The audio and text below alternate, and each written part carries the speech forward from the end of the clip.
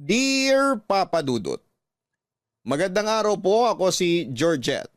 Guro sa isang public school na umiibig sa isang lalaking may dinadalang malaking problema sa kanilang pamilya. Naging maayos naman ang relasyon namin ni Lino pero sa kasamaang palad ay hindi ito nagtagal dahil nakaapekto sa pagsasama namin ang alitan nila ng kanyang ama. Ganon pa man, nananatili kaming magkaibigan ni Lino hanggang sa biglang namatay ang tatay nito. Dahil doon ay bigla na lang umalis si Lino at nagpakalayo-layo nang hindi man lang nagpapaalam sa akin. Naghintay ako para sa kanyang pagbabalik, Papa Dudut. Pero taon nang lumipas ay never siyang nagparamdam sa akin. Nawala na ako ng pag-asa na magkikita ulit kami kaya nag-move on na lang ako mula sa kanya. Doon po dumating sa buhay ko ang kaibigan ni Lino na si Billy. Niligawan niya ako matapos ang chance encounter namin sa isang cafe. Dahil matagal nang mag-isa ang puso ko ay sinubukan kong magmahal ulit at sinagot ko si Billy. Noong mga panahong yon ay tuluyang ko nang nakalimutan si Lino. Naging masaya naman ako sa piling ni Billy. Sa katunayan ay handa nga akong pakasalan siya kapag nag-propose siya sa akin. Ganon ako kaseryoso sa kanya, Papa Dudut, pero ang marriage proposal na inaasahan ko ay naging mailap. Okay lang naman yon para sa akin. Wala mang singsing ay nagpatuloy ang magandang relasyon namin ni Billy. Hanggang sa isang araw, ang mundo ko'y biglang bumaliktad nang bigla na lang bumalik si Lino sa buhay namin nang walang pasabi. Nung nalaman ko ang balita ay agad ko siyang pinuntahan kasama ang nooy boyfriend kong si Billy.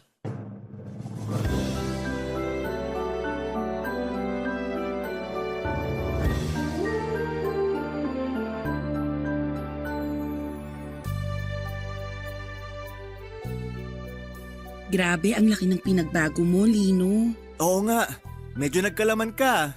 Masarap ang pagkain sa probinsya eh. Pero alam mo, nagtatampo pa rin ako sa'yo. Sa inyong dalawa ng kuya mo. Ha? Pati kay kuya nagtatampo ka? Bakit naman? Alam pala niyang sa Tugigaraw ka nagtatago tapos hindi man lang niya sinabi sa akin. Ah, yun ba? Pasensya na. Sinubayan ko kasi siya na wag na lang muna niya ipagsabi kung nasaan ako. Tapos ikaw, hindi ka man lang nagpaalam. Nakakagigil ka. Bigla-bigla ka na lang nawala. Hindi man lang namin alam kung buhay ka pa ba o kinidnap ka na ng mga alien. Oo nga. Ang totoo niyan, hindi ko rin naman pinlano yung ginawa ko eh. Nag-long drive ako isang gabi kasi sobrang sama ng loob ko noon.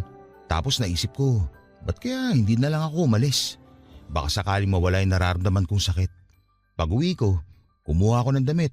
Iniwan ko lahat ng gamit ko tapos sumakay na ako ng bus papuntang Tugigaraw. Ano yon, soul searching? Kailangan mo hanapin sarili mo, ganon? Parang ganun na ngayon nangyari. Pero kahit na, dapat nagsabi ka man lang. Maiintindihan naman namin eh. Hindi ko na rin alam kung anong pumasok sa isip ko noon eh. Basta ang naalala ko na lang, ayoko na. Ayoko nang maalala yung mga masasakit na nakaraan ko. Pasensya na kung pinag-alala ko kayo. Ano pa nga bang magagawa namin? Tapos na. Nangyari na eh. Ang mahalaga, nakabalik ka na. Salamat sa pag-iintindi. So, kumusta naman ang naging buhay mo dun sa probinsya? Maganda. Tahimik, sobra. Mababait yung mga tao doon. Tapos yung environment, ibang-iba dito sa Maynila. Sobrang peaceful doon. Parang ang gaan ng buhay, walang problema. Maganda naman pala dun eh. Bakit mo iniwan yung lugar na yon? Nandito na yung buhay ko eh. Maganda doon, oo. Pero mas komportable ako sa buhay sa syudad. Tsaka, namiss ko kayo. Wala kayang Billy doon na lagi nagaya ng inuman at galaan. Siraulo ka talaga. Alam na ba to ng tropa na nagbalik ka na? Oo, nasabihan ko na yung iba. Malamang alam na rin ng lahat. Di ano pang inaantay mo dyan? Inuman na ulit. Pas na muna tayo sa inom. Hindi pwede, dapat… teka, may tumatawag sa akin. Sino? Sa shop. Maiwan ko muna kayong dalawa. Baka nagka-problema na naman sila sa inventory. Alam nyo naman dun, hindi sila makapagtrabaho ng matino kapag wala ako.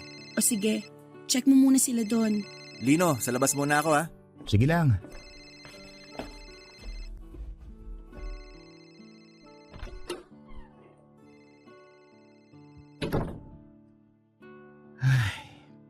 Ngayon ko lang nalaman Close pala kayo ni Billy? Ha? Tungkol pala dyan. Boyfriend ko na si Billy, Lino. Ha? Kailan pa? Matagal na. Mahigit 1 taon na rin kaming dalawa. 1 taon na? Hindi mo na ako nahintay? Nawala ka, Lino. Umalis ka nang walang paalam, nang walang pasabi kung kailan ka babalik. Anong hihintayin ko kung hindi naman ako sigurado kung babalik ka pa ba o hindi na? I'm sorry. 2 taon kang nawala. Tapos aasahan mo open arms kitang tatanggapin pagbalik mo? Hindi ganun yun, Lino. Hindi ako rest house na pwede mong iwan ng mahabang panahon tapos babalikan mo lang kapag trip mong magbakasyon. Hindi naman ganun ang turing ko sa'yo eh. Oo, hindi nga. Pero ganun yung ginawa mo sa akin. Kaya wag mo akong sasabihan na hindi kita nahintay. Dahil matagal na panahon din akong naghintay sa'yo bago ko pinapasok si Billy sa puso ko. Naiintindihan naman kita. Nagulat lang ako na… Ano na, tara na, painom ka na, Lino. Anong sabi sa shop? Wala, napindot lang daw. Ano, Lino? Kung ayaw mong uminom, gusto nyo lumabas na lang tayo? Kailangan nating i-celebrate yung pagbabalik mo. Tatawagan ko yung tropa. Next time na lang siguro. Ako na lang mag-aaya sa susunod. Ganun ba? O sige, kung ganun mauna na kami ni Georgette. Aalis na tayo? Oo, di ba sabi mo kailangan ng materials para sa activity nyo sa school bukas? Oo nga pala. O paano? Mauna na kami, Lino. Sige, mag-ingat kayo. Salamat sa pagbisita.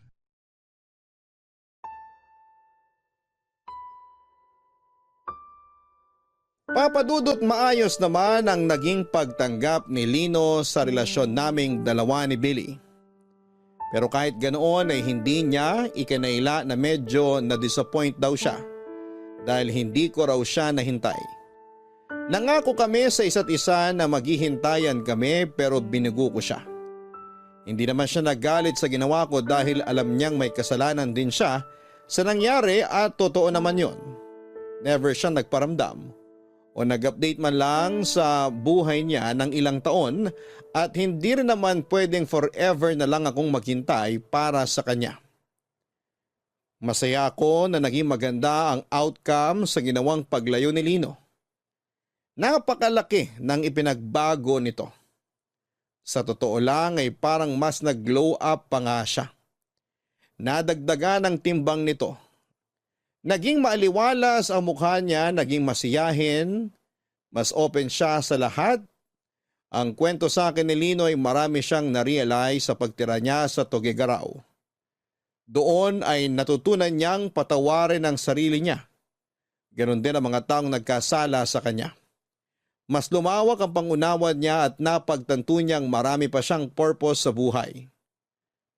Paano ako magagalit, Papadudot, sa biglang pag-iwan sa akin ni Lino kung naging maganda naman ang kinahinatnan ng pag-alis nito?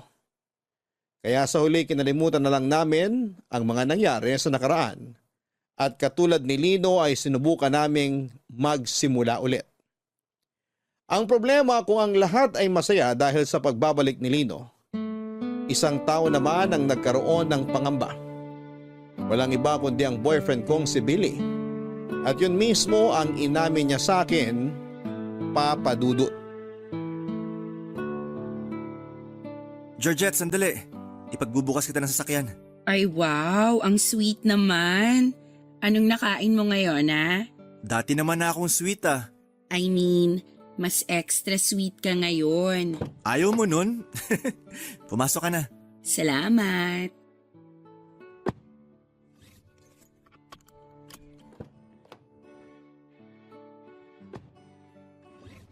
So, next stop sa mall. Ano, tara? Let's go.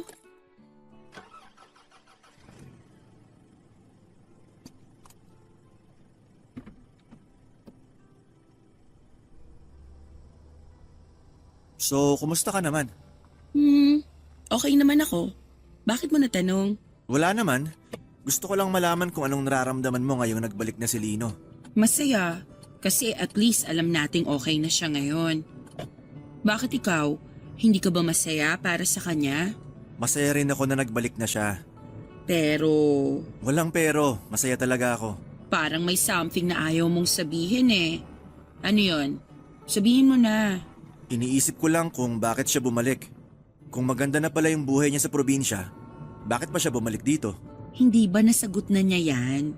Sabi niya, na-miss niya yung buhay dito sa Maynila. Kayong kabarkada niya, na-miss niya. Kami ba talaga yung sadya niya kaya siya bumalik? O baka naman ikaw? Ha?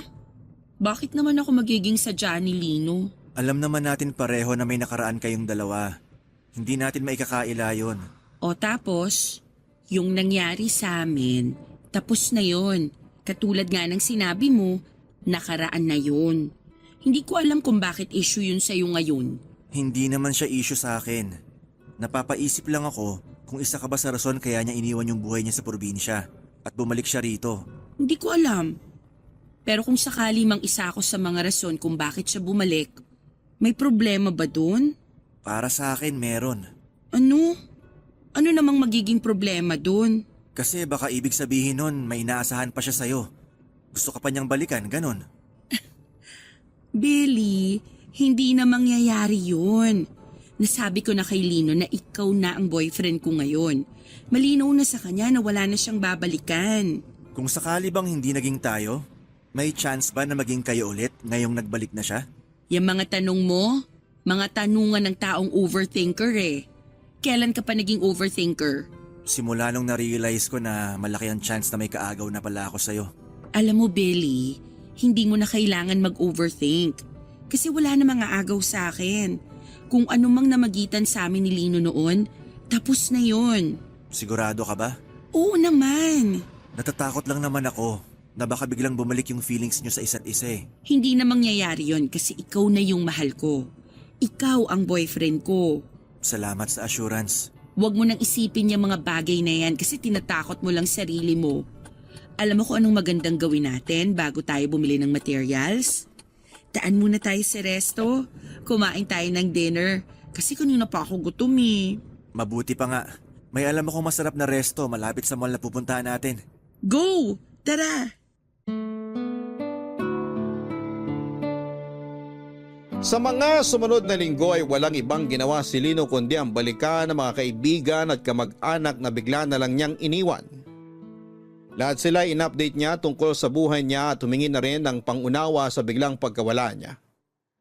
Kabilaan noon ang paglabas ng magbabarkada dahil na-miss nila si Lino. At dahil nasa parehong barkada si Billy ay palagi rin ako naiimbitahan sa mga ganap nila noon. Papadudot isang bagay ang napansin ko kay Lino tuwing magkakasama sila ng barkada niya. Kahit umuulan ang alak ay hindi na umiinom pa si Lino. Kahit na anong pilit sa kanya ng mga kaibigan niya ay tuluyan na raw niyang kinalimutan ang alak. Para bang naging allergic na siya doon. Masaya na siya na nakikipagkwentuhan lang sa mga kasama niya kahit na hindi siya umiinom. Noong moment na yon ay sobrang proud ako para sa kanya. At dahil hindi rin ako umiinom ay hindi nakawala sa akin ang mga nakaw-tinging ginagawa sa akin ni Lino. Maraming pagkakataon ko siyang nahuhuli na pasulyap-sulyap sa akin na para bang teenager na nakatingin sa kanyang crush. Nang patapos na ang inuman nila, ay isa-isa nang nagpaalam ang mga kaibigan nila Lino at Billy. Naghahanda na rin akong umuwi noong nakita ko si Lino na aligaga at para bang gusto akong lapitan. Pero dahil nasa tabi ko lang si Billy ay hindi siya makalapit sa akin. Maging ako. Gusto ko man siyang lapitan para kausapin katulad ng ginagawa namin dati ay hindi ko rin ginawa. Alam kong iba ang tingin ni Billy kay Lino kaya minabuti kong lumayo na lang muna sa kanya para hindi mag-overthink si Billy. Excited man ako noon sa pagbabalik ni Lino ay kinailangan kong pigilan ang sarili ko para hindi ko masaktan si Billy nang hindi sinasadya. Sa muling pagbabalik ni Lino, dalawang bagay ang naramdaman ko, Papa Dudut. Saya at panghihinayang. Saya dahil sa wakas ay okay na siya. Wala na siyang dinadalang mabigat sa puso niya. Panghihinayang dahil hindi ko maiwasang isipin ang katanungan na kung hinintay ko ba siya, ay ano kaya ang magiging relasyon namin ngayon. Ayoko mang aminin noon pero iba pa rin ang tingin ko kay Lino. Alam kong iba pa rin ang attachment na nararamdaman ko sa kanya kahit na ilang taon na kaming nagkahiwalay. Kaya nga minsan kapag nagkayayaan ang barkada nila Lino at Billy ay minsan ay hindi na lamang ako sumasama para maiwasan ko si Lino. Alam ko kasi sa sarili ko na hindi maganda ang nararamdaman ko para sa kanya. Ganon din naman ang ginawa ni Lino na lumayo at umiiwas din sa akin bilang respeto na rin sa relasyon namin ng kaibigan niyang si Billy. Litong-lito ako noon sa nararamdaman ko. Hindi ko alam kung dahil ba sa sobrang na-miss ko lang si Lino, kaya ako nagkakaganon.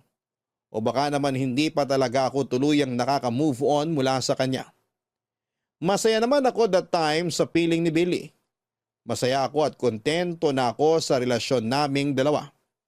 Handa na nga akong magpakasal sa kanya noon pero nang bumalik si Lino ay para bang nagbago ang tibok ng puso ko. At hindi ko gusto ang nararamdaman kong yon. Ang pagkalito ng damdamin ko ang ibinahagi ko kay Tati para masagot ang katanungan sa puso ko. Pero kung sakali sana maurong yung date ng event para naman kahit papano makapagpahinga tayo, no? Sa tingin mo? Hoy! Okay ka lang? Ha? Nakikinig ka ba sa sinasabi ko? Kanina ka pa nakatunga nga dyan sa sopas na kinakain mo ah. Ano ba yung sinabi mo? Wala. Huwag mo nang isipin yon. Sagutin mo na lang yung tanong ko, okay ka lang ba? Oo naman. Bakit naman ako hindi magiging okay? Eh kasi, pansin ko nitong mga nakaraang araw, parang wala ka sa sarili mo. Para bang ang lalim-lalim lagi ng iniisip mo? Marami lang talaga akong iniisip ngayon. Paperworks, activities sa school, tapos malapit na exams ng mga bata. Ewan ko, sobrang crowded ng utak ko ngayon. Yun lang ba talaga? Oo, wala nang iba pa. Kasi, napansin ko rin na nagkaganyan ka simula nang bumalik na si Lino. Ha? Hindi ah. Ay nako, Georgette. Ako pa ba ang paglilihiman mo? Eh kilalang kilala na kita? Sabihin mo nga sa akin yung totoo. May kinalaman si Lino sa nangyayari sa'yo ngayon, ano? Sige, sasabihin ko sa iyo ang totoo pero sa atin na lang to ha. Go! Ano ba kasing meron? Tama yung hinala mo na may kinalaman nga si Lino sa kung bakit ako nagkakaganito. Wait, sa paanong paraan? Ginugulo ka ba niya? Hindi naman pero unconsciously. Oo. Unconsciously? Paano? Oy, huwag mong sabihin may gusto ka pa rin dun sa tao. Oh my gosh, Georgette! Hindi ko naman alam na may feelings pa rin ako para sa kanya eh. Ngayon ko lang na-realize. Ano ngayon mo lang na-realize? May boyfriend ka na, no? Alam ko. Oh, tapos? Dapat wala ka ng ganyang-ganyang nararamdaman pa sa ex mo. Hindi ko nga rin alam eh. Naguguluhan na ako. Wala kang dapat ikagulo ng isip, okay? Common sense lang yan. May boyfriend ka, so mag-focus ka sa boyfriend mo. Yun naman ang ginagawa ko eh. Pero hindi pa rin siya nawawala sa isip ko. Alam mo ba yung term na limerence? Limerence? Ano naman yun?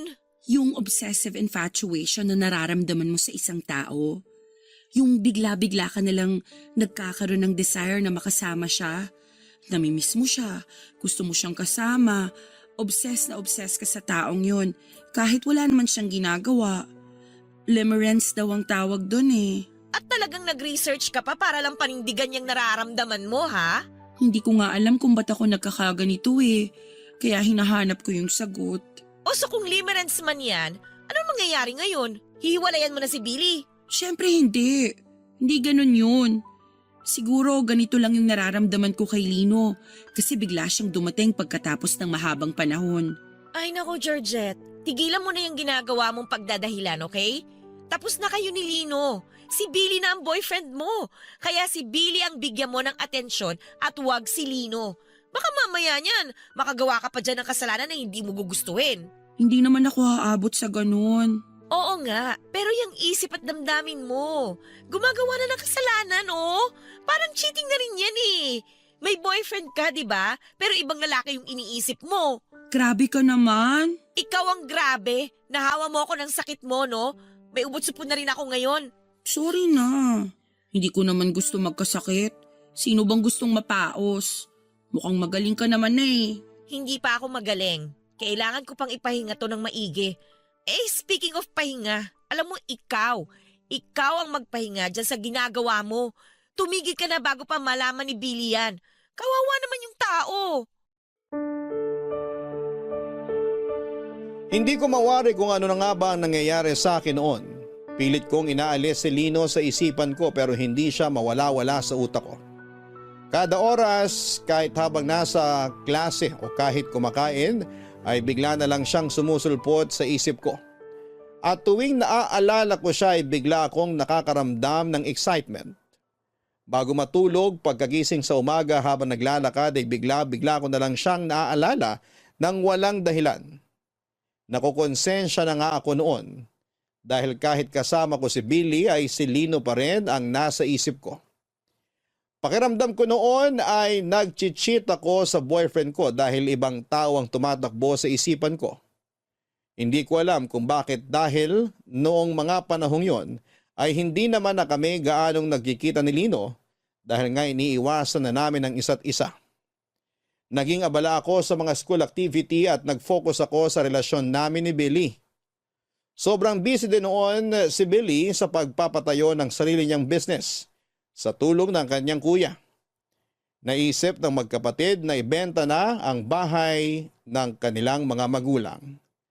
Pinaghatian nilang dalawa ang perang nakuha nila mula doon at yon ang ginamit ni Lino sa pagpapatayo ng business niya samantalang ginamit naman ni Edward ang pera para sa panganganak ng kanyang asawa. Noong nagkaroon ng soft opening ang food business ni Lino ay naimbitahan kami ni Billy na dumalo sa opening. At yun ang nagsilbing pagkikita naming muli matapos mag-iwasa ng ilang buwan. Nag-aalangan man ay nagpunta pa rin ako doon bilang suporta kay Lino. At para na rin hindi mahalata ni Billy na iniiwasan ko si Lino, Papa Dudut. Tati, salamat sa pagsama sa akin dito sa opening ng business ni Lino ha. Hindi ko na talaga alam kung kakayanin kong pumunta rito ng mag-isa. Ako dapat yung magpasalamat kasi makakakain ako ng libre. Libre mo naman to, di ba? Magbabayad pa ba tayo? Mukhang ililibre naman tayo ni Lino sa pagkain niya eh.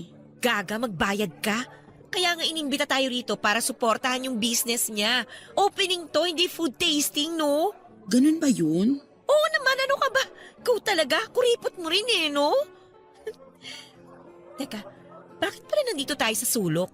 Bakit hindi tayo jumoin dun sa grupo nila dun sa harap? Ay ayoko, dito na lang tayo. Sinabi ko naman kay Billy na sila na lang munang magsama.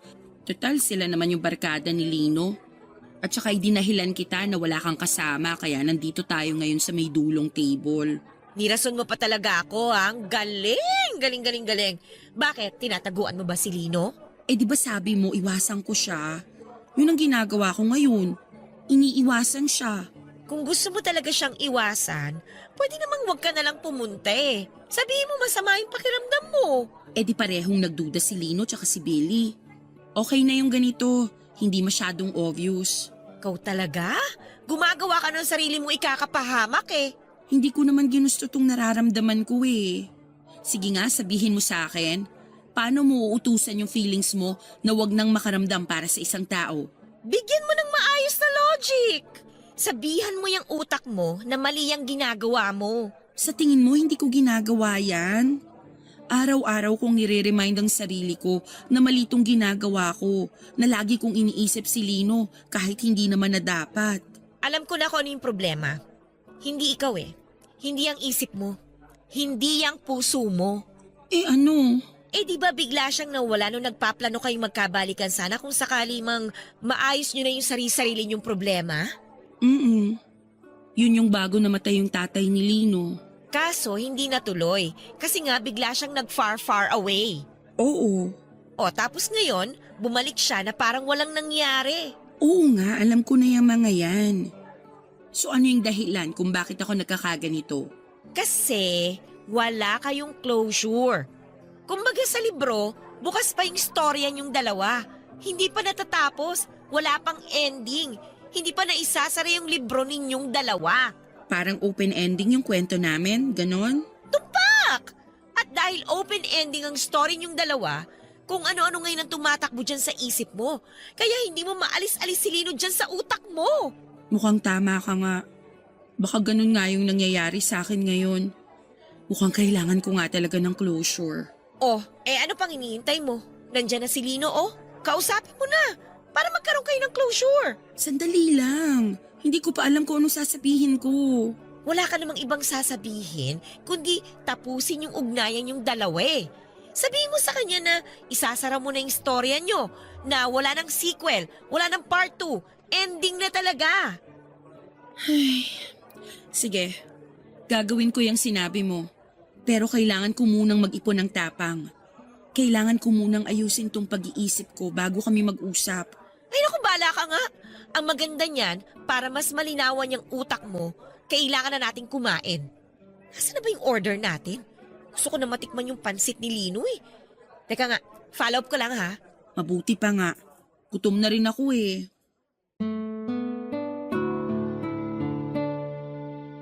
Mabuti na lang at kasama ko si Tati noong araw na yon dahil parang nagsimula nang magkaroon ng awkwardness sa pagitan namin ni Lino, lalo na tuwing magkakasama kaming tatlo nila Billy. Noong time na yon ay inilayo ko ang sarili ko sa kanila. Hinayaan ko na lamang silang magbabarkada na magsama-sama samantalang ako ay kasama ko naman si Tati sa gilid lang. Successful ang naging opening ng food business ni Lino, Papa Dudut. Marami ang sumuporta sa kanyang kaibigan kaya naman dinumog ng tao ang soft opening ng kanyang kainan. Isa sa mga naging mabili ay ang specialty nitong pansit batil patong na sikat palang pagkain sa Tugigaraw. Naisip ni Lino na dalhin ang recipe na yon sa Maynila dahil tiyak siyang kakagatin daw ito ng masa at gano'n na nga ang nangyari. Inaluan niya ng modern fusion ng naturang pagkain para maging in, hindi lang sa masa kundi pati na rin sa mga kabataan. Maliban sa pansit ay kasama rin sa menu ang ilang sikat na pagkaing Pinoy na hinaluan ng twist. Pinagsama niya ang Filipino cuisine at iba pang kultura mula sa iba't ibang Asian countries para makabuo ng bagong pagkain. Yun daw ang inaral ni Lino habang nasa Tugigaraw siya ng ilang taon. Matapos ang nangyaring opening ay nagpaiwan ng mga barkada ni Lino para sa maliit na salo-salo bilang selebrasyon na rin sa matagumpay nitong opening. Katulad ng inaasahan ay nagkaroon na naman ng inuman. Dahil kasama ko naman si Tati noong time na yon, ay nagstay din ako at nakisama sa kasiyahan. Ang hindi ko inaasahan ay yun na pala, ang gabing pinakahihintay ko. Ang gabi kung kailan magpo-propose na sa akin si Billy. Nagulat ako sa marriage proposal na ginawa ni Billy, Papa Dudut. Masaya noong nagkwekwentuhan ng lahat, may ilang nagkakantahan sa videoke at ilang naman ay abala sa pag-inom noong biglang inagaw ni Billy ang mic mula sa kumakanta at nagsalita sa harapan naming lahat. Nagkaroon siya ng maikling speech tungkol sa kung gaano niya ako kamahal. Medyo awkward nga dahil nandun si Lino na nakikinig habang ikinikwento ni Billy sa lahat kung paano nabuo ang love story naming dalawa. Pagkatapos noon ay isang singsing ang nilabas nito mula sa kanyang bulsa at lumuhod sa harapan ko. Doon na niya tinanong kung gusto ko raw ba siyang pakasalan. Naghiyawan ang lahat at kinilig sa eksenang nakita nila. Dala ng pressure ay napasagot ako ng oo sa proposal ni Billy. Habang magkayakap ay hindi ko naiwasang mapatingin kay Lino. Habang nagpapalakpakan ng lahat ay nakita ko siyang nakatayo lang sa gilid. Pumapalakpak siya para sa amin pero kita ko sa mga mata niya ang lungkot kahit na nakangiti ang mga labi nito. Nung humupa na ang excitement ng lahat ay bumalik ang bawat isa sa dati nilang ginagawa. Sunod-sunod ang congratulatory greetings na natatanggap namin ni Billy. Nung nagkaroon ako ng time na kumawala ay nagpaalam ako kay Billy para kausapin si Lino at pumayag naman siya. Naisip ko na tama nga ang mga sinabi ni Tati. Kailangan lang namin siguro ni Lino ng closure para makalaya na kami mula sa isa't isa at yun ang ginawa ko ng gabing yon.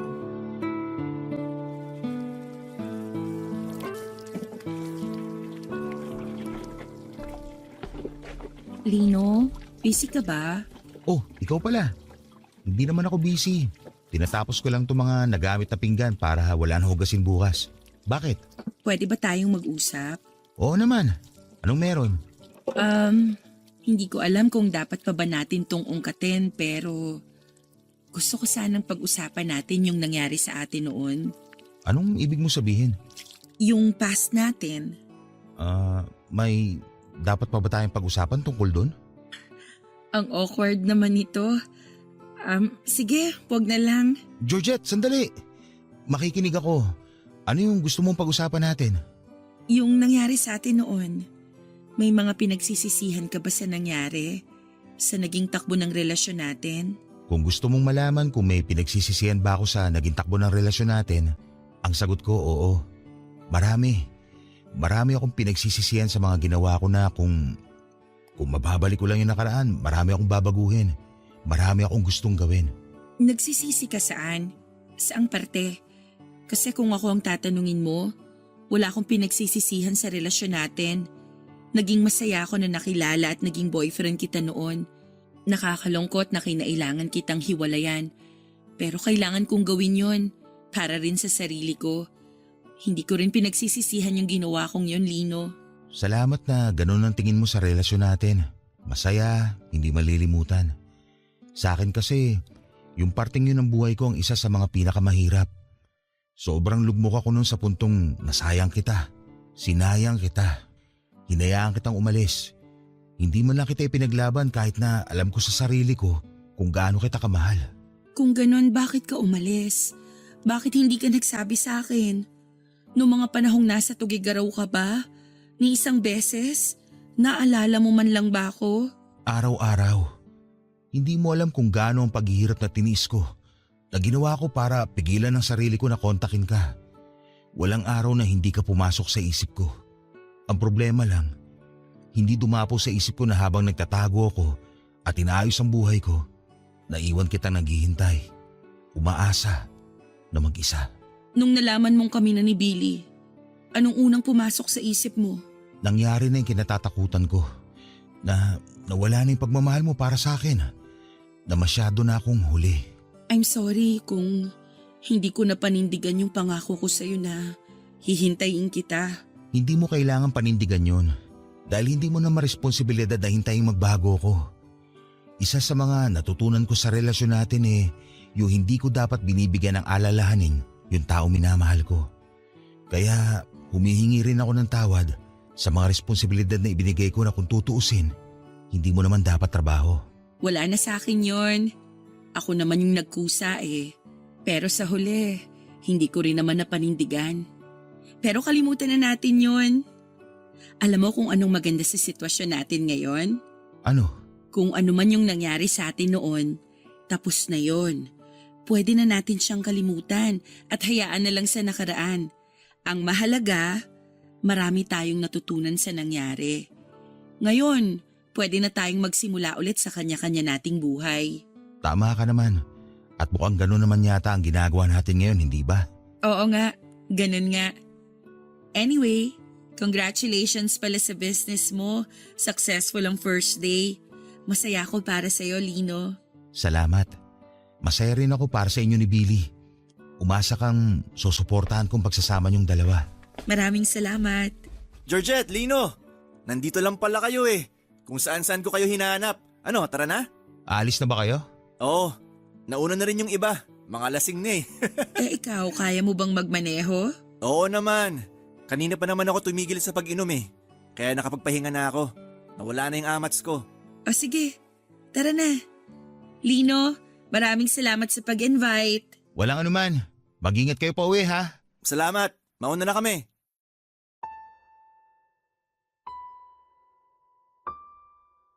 Papadudot, akala ko matatapos na ang nararamdaman ko kapag nagkausap na kami ng masinsina ni Lino. Pero sa naganap na pag-uusap namin, sa halip na closure ang matanggap ko, ay mas lalo pang gumulo ang nararamdaman ko. Bigla na lang nagkaroon ng pagdadalawang isip ang puso ko. Kung noon ay willing at ready na akong pakasalan si Billy, noong time na yon ay para bang nagkaroon ako ng pag-aalinlangan. Ang kagustuhan ko noong pakasalan si Billy ay bigla na lang nabawasan dahil hindi ko mabitaw-bitawan si Lino. Alam kong mali ang nararamdaman ko kaya pilit kong inalis sa isipan ko si Lino. Tuwing nagkakaroon ng imbitasyon mula sa kanya ay hinahayaan ko na lamang si Billy na magpuntang mag-isa sa kanila para hindi ko na ulit siya makita pa. Lagi na lang akong nagrarason na busy ako sa trabaho kaya hindi ako nakakasama sa mga ganap nila. Nakakainis dahil ang tagal kong hinintay na mag-propose sa akin si Billy. Sobrang excited na ako noong pagplanuhan ang pag-iisang dibdib namin pero kung kailan nangyari na nga. Ang inaasahan ko ay saka naman ako nag-alangan. Deep inside, may nararamdaman ako sa puso ko na hindi tama. Ganun pa man ay nagpatuloy ang preparasyon namin ni Billy para sa kasal namin kahit na alam kong sa loob-loob ko. Ay nag-iisip na ako kung tama ba itong pipiliin kong landas o nasa maling direksyon ba ako, Papa Dudut.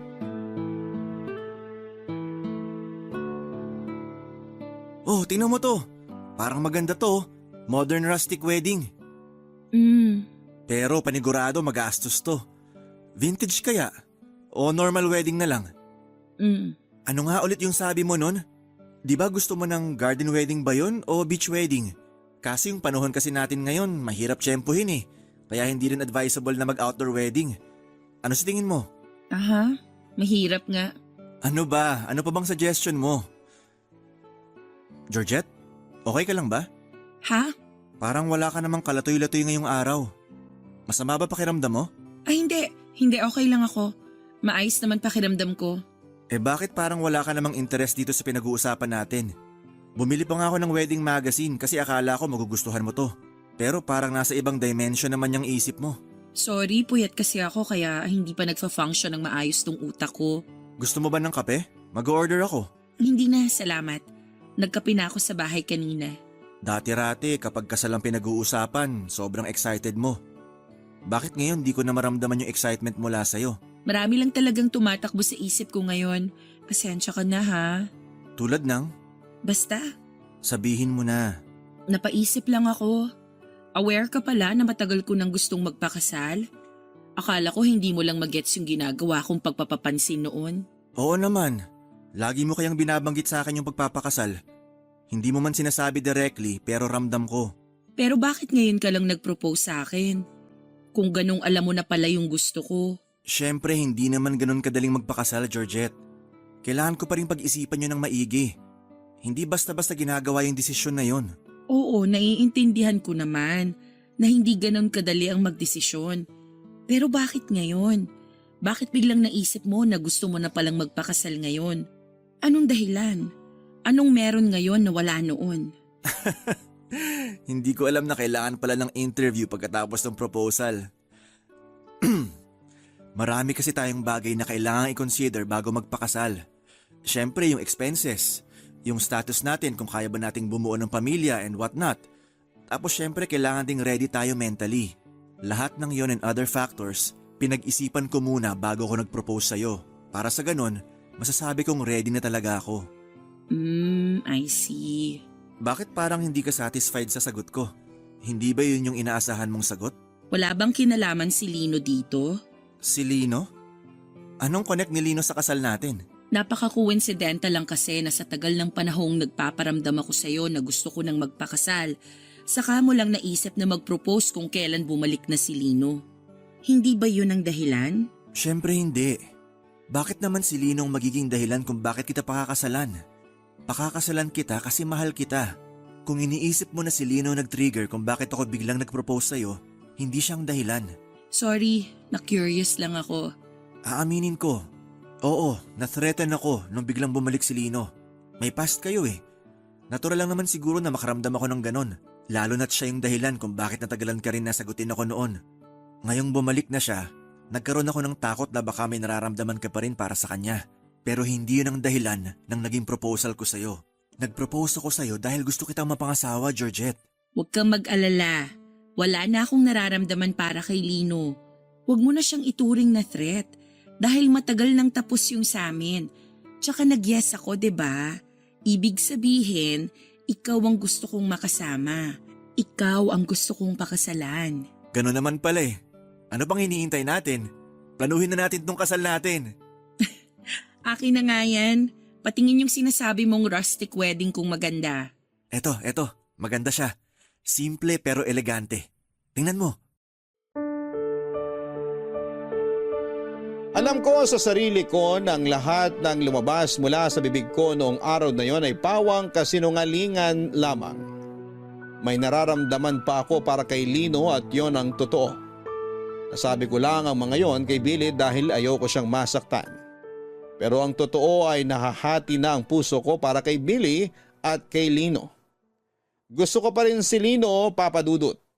Yon ang dahilan kung bakit bigla na lang akong nawala ng gana sa paparating sanang kasal namin ni Billy.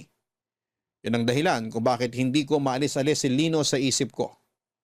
Yon ang dahilan kung bakit hindi ako mapakali tuwing nakakasama ko si Lino. Sa mga sumunod na buwan ay pinakiramdaman ko ang sarili ko. Naisip ko na baka may magbago pa sa nararamdaman ko sa paglipas ng mga araw. Pero habang tumatagal, ay mas lalo lang gumulo ang isipan ko. Ang problema ko ay kung ano ba dapat ang susundin ko. Sino ba dapat ang pipiliin ko? Hindi ko alam kung susundin ko ba ang sinasabi ng isip ko na ipagpatuloy ko na lang ang nasimula namin ni Billy. Dahil siya naman ang nandyan noong nawalan ako ng kasama. Mahal ako ni Billy, ramdam ko yon at mahal ko rin naman siya. Pero kung ako ang tatanungin ay iba ang isinisigaw ng puso ko. Mas matimbang ang pagtingin ko para kay Lino kumpara kay Billy. Ang mahirap ay hindi ko alam kung alin ba ang tamang gawin. At noong mga panahong yon ay gulong-gulo na talaga ako. Lalo na't habang tumatakbo ang oras, ay mas lalong napapalapit naman ang araw ng kasal namin ni Billy, Papa Dudut. Kahit hindi sigurado sa nararamdaman ko ay nanatiling tikom ang bibig ko. Sumabay na lamang ako sa agos at nakipag-cooperate sa mga preparation para sa kasal namin ni Billy. May date na ang kasal namin, Papa Dudut. Nakaredy na rin ang buong entourage. At may mga nakausap na kami pagdating sa catering, photography at pati sa venue. Handa na ang lahat maliban sa akin at hindi ko alam kung papaano ko aaminin kay Billy na nagkaroon na ako ng cold feet o ang kawalan ng kumpiyansa kung dapat ko bang ituloy ang pagpapakasal. Ayoko siyang saktan pero sa parehong pagkakataon ay naisip ko na kung ipagpapatuloy ko ang kasal, nang hindi ako sigurado ay dalawa kami ni Billy ang magsasuffer. Ang ginawa ko na lamang ilang linggo bago ang kasal ay umuwi ako sa probinsya namin para malinawan ang utak ko. Gusto kong lumayo muna sa lahat ng problema ko at huminga. Doon ay kinausap ko ang mga magulang ko at humingi ako ng payo sa kanila, Papa Dudut. Inamin ko sa kanila ang lahat. Sinabi ko sa kanilang nahahati ang puso ko sa dalawang lalaki. Pareho nilang kilala sina Billy at Lino, Papa Dudut. Minsan na kaming nagbakasyon sa Albay ni Lino. Noong magkasintahan pa lamang kami samantalang si Billy ay ipinakilala ko sa mga magulang ko noong mga panahong handa na akong mag-settle down kasama siya. Ang tanging naipayo sa akin ng mga magulang ko ay sundin ko raw kung ano ang nasa puso ko dahil yon ang tanging makapagpapasaya sa akin. Mahirap tanggapin ang katotohanan pero sa halip na patuloy na saktan, ang taong walang ibang ginawa kundi ang mahalin ako ay marapat daw na sabihin ko na lamang sa kanya ang katotohanan. Pagkabalik ko ng Maynila ay nagpasya na ako sa dapat kong gawin. Una kong kinausap si Billy, pagkabalik ko, Papa Dudut.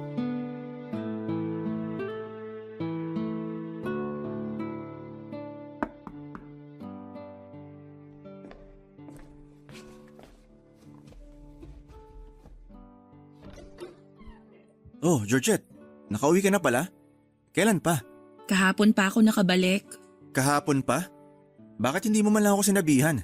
Kagabi pa ako tumatawag sa'yo, pero di mo sinasagot yung mga tawag ko. Marami lang akong iniisip kagabi. Sorry kung hindi ako nakapag-update. Pwede ba akong pumasok? Oo, pumasok ka. Halika.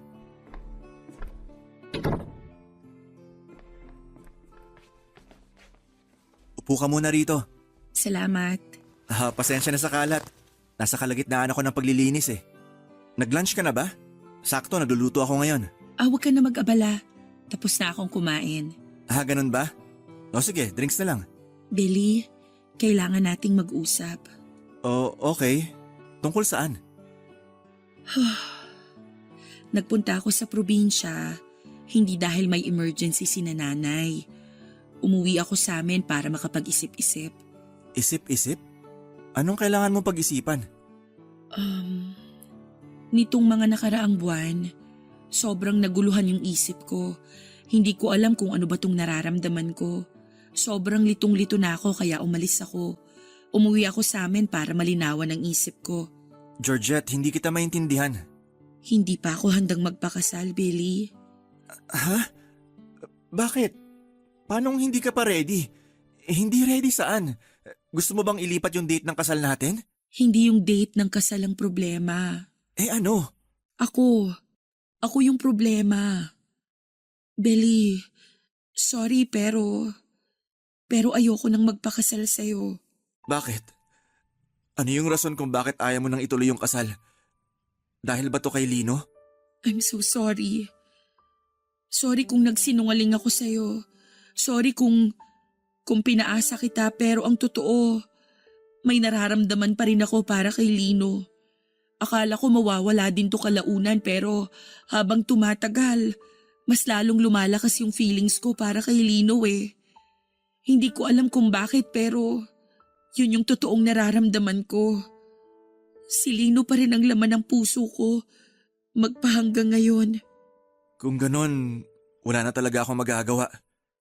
Kahit ipaglaban ko tong pagmamahal ko sa'yo, matatalo pa rin ako kasi hindi naman talaga ako yung totoong mahal mo. Tama ba? Lahat ng ipinakita ko sa'yo noon, totoo ang mga yun. Nagkagusto ko sa'yo. Minahal kita. Ikaw na nga yung lalaking inakala kong makakasama ko habang buhay eh. Pero nung dumating si Lino, nakita ko kung paanong mas matimbang pa rin yung pagmamahal ko para sa kanya. Inaasahan ko na yan. Alam ko naman na may nauna na dyan sa puso mo. Kaya nga ako na-threaten nung bumalik si Lino kasi alam kong kapag nangyari yung kinakatakot ko, wala akong laban sa kanya. Hanggang sa nangyari na nga. Dumating na yung araw na ayaw kong mangyari. Yung piliin mo siya kesa sa akin. I'm so sorry. Sana mapatawad mo ko. Natanong mo sa akin dati kung bakit natagalan bago ko nag-propose sa'yo. Ito ang isa sa mga dahilan. Kaya ako natagalang mag-propose sa'yo kahit na gustong gusto ko nang gawin yun noon. Kasi hindi ko alam kung anong magiging reaksyon mo kung sakali mang bumalik si Lino sa buhay mo. Kaya ako nag-propose kung kailan nagbalik na si Lino para malaman ko kung sinong pipiliin mo sa aming dalawa. Akala ko nga ako na yung nagwagi kasi tinanggap mo yung singsing na binigay ko. Pero sa huli, mas mananaig pa rin talaga yung taong mas nauna na. Huwag ka mag-alala. Papalayain kita kung yun ang hinihiling mo. Ayoko rin namang maging kontrabida sa buhay nyo.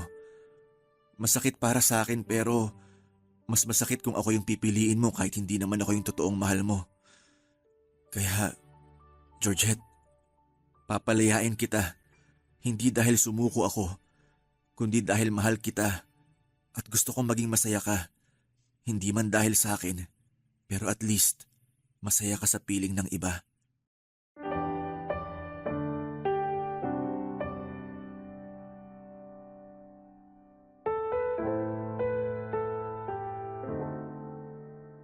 Isa na siguro sa pag-uusap namin yon ni Billy sa mga pinakamasakit na ginawa ko sa buong buhay ko. Napakabigat sa dibdib na harap-harapan kong winasak ang puso niya. Mahirap man pero yon ang nararapat kong gawin dahil noong mga panahong yon ay unti-unti nang nawawala ang intimacy na nararamdaman ko para sa kanya. Marahil ay maraming magagalit sa naging desisyon ko. Pero kung mauulit man ang araw na yon ay gagawin ko pa rin ito. Kahit na mahirap dahil yon ang nararapat. Wala nang ibang nagawa si Billy kundi ang tanggapin ang katotohanan Nagulat ang lahat noong nalaman nila ang balitang hindi na matutuloy ang kasal. Isa-isa naming tinawagan ang mga kinontrata namin para i-cancel na ang mga reservation na ginawa namin. Pagkatapos noon ay nagpakalayo-layo si Billy para makalimot at naintindihan ko ang ginawa niyang yon. Hindi na ulit kami nagkausap matapos ang paghihiwalay naming dalawa. Nakakakonsensya man ang ginawa ko pero mas maganda na yon kesa itinuloy ko ang buhay na alam ko namang hindi rin magtatagal. Ilang araw din akong hindi nakipagkita sa mga kaibigan nila Billy dahil umiwas ako sa maaaring maging tanong nila. Tanging sa school at bahay lang ako nananalagi at kung lalabas man ay si Tati lang ang lagi kong kasama. Makaraan ngang isang linggo ay nag-message sa akin si Lino at tinanong kung okay lang ba ako. Doon ko na siya sinabihan na gusto kong makipagkita sa kanya para makausap siya, Papa Dudut.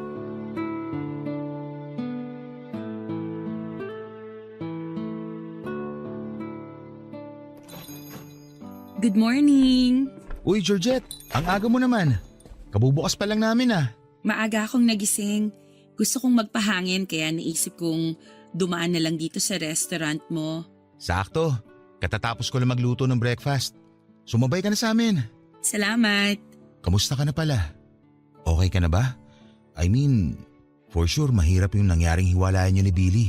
Maayos naman ako ngayon.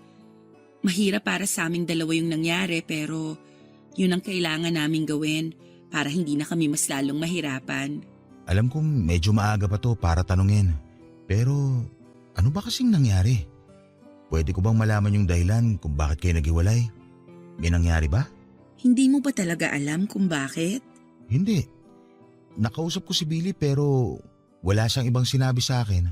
Kundi ako na raw ang bahala sa'yo. Alagaan daw kita. Lino, ikaw ang dahilan kung bakit ako nakipaghiwalay kay Billy. Ako?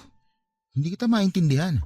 Simula noon hanggang ngayon, kahit lumayo ka pa, kahit matagal na tayong nagkahiwalay, ikaw pa rin talaga yung nasa puso ko eh.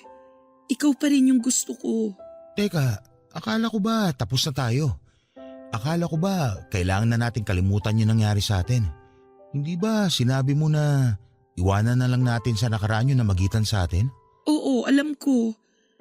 Sinabi ko yun kasi akala ko makakalimutan kita. Akala ko kaya kitang bitawan. Pero kahit anong pilit ko, hindi ka talaga maalis-alis sa puso ko eh. Ikaw pa rin talaga. Georgette, hindi ko alam kung anong sasabihin ko. Sabihin mo sa akin kung anong nararamdaman mo. Sabihin mo sa akin na tama yung desisyong ginawa ko. Hindi ko masasabi na tama yung ginawa mo, pero handa ko na saluhin ka.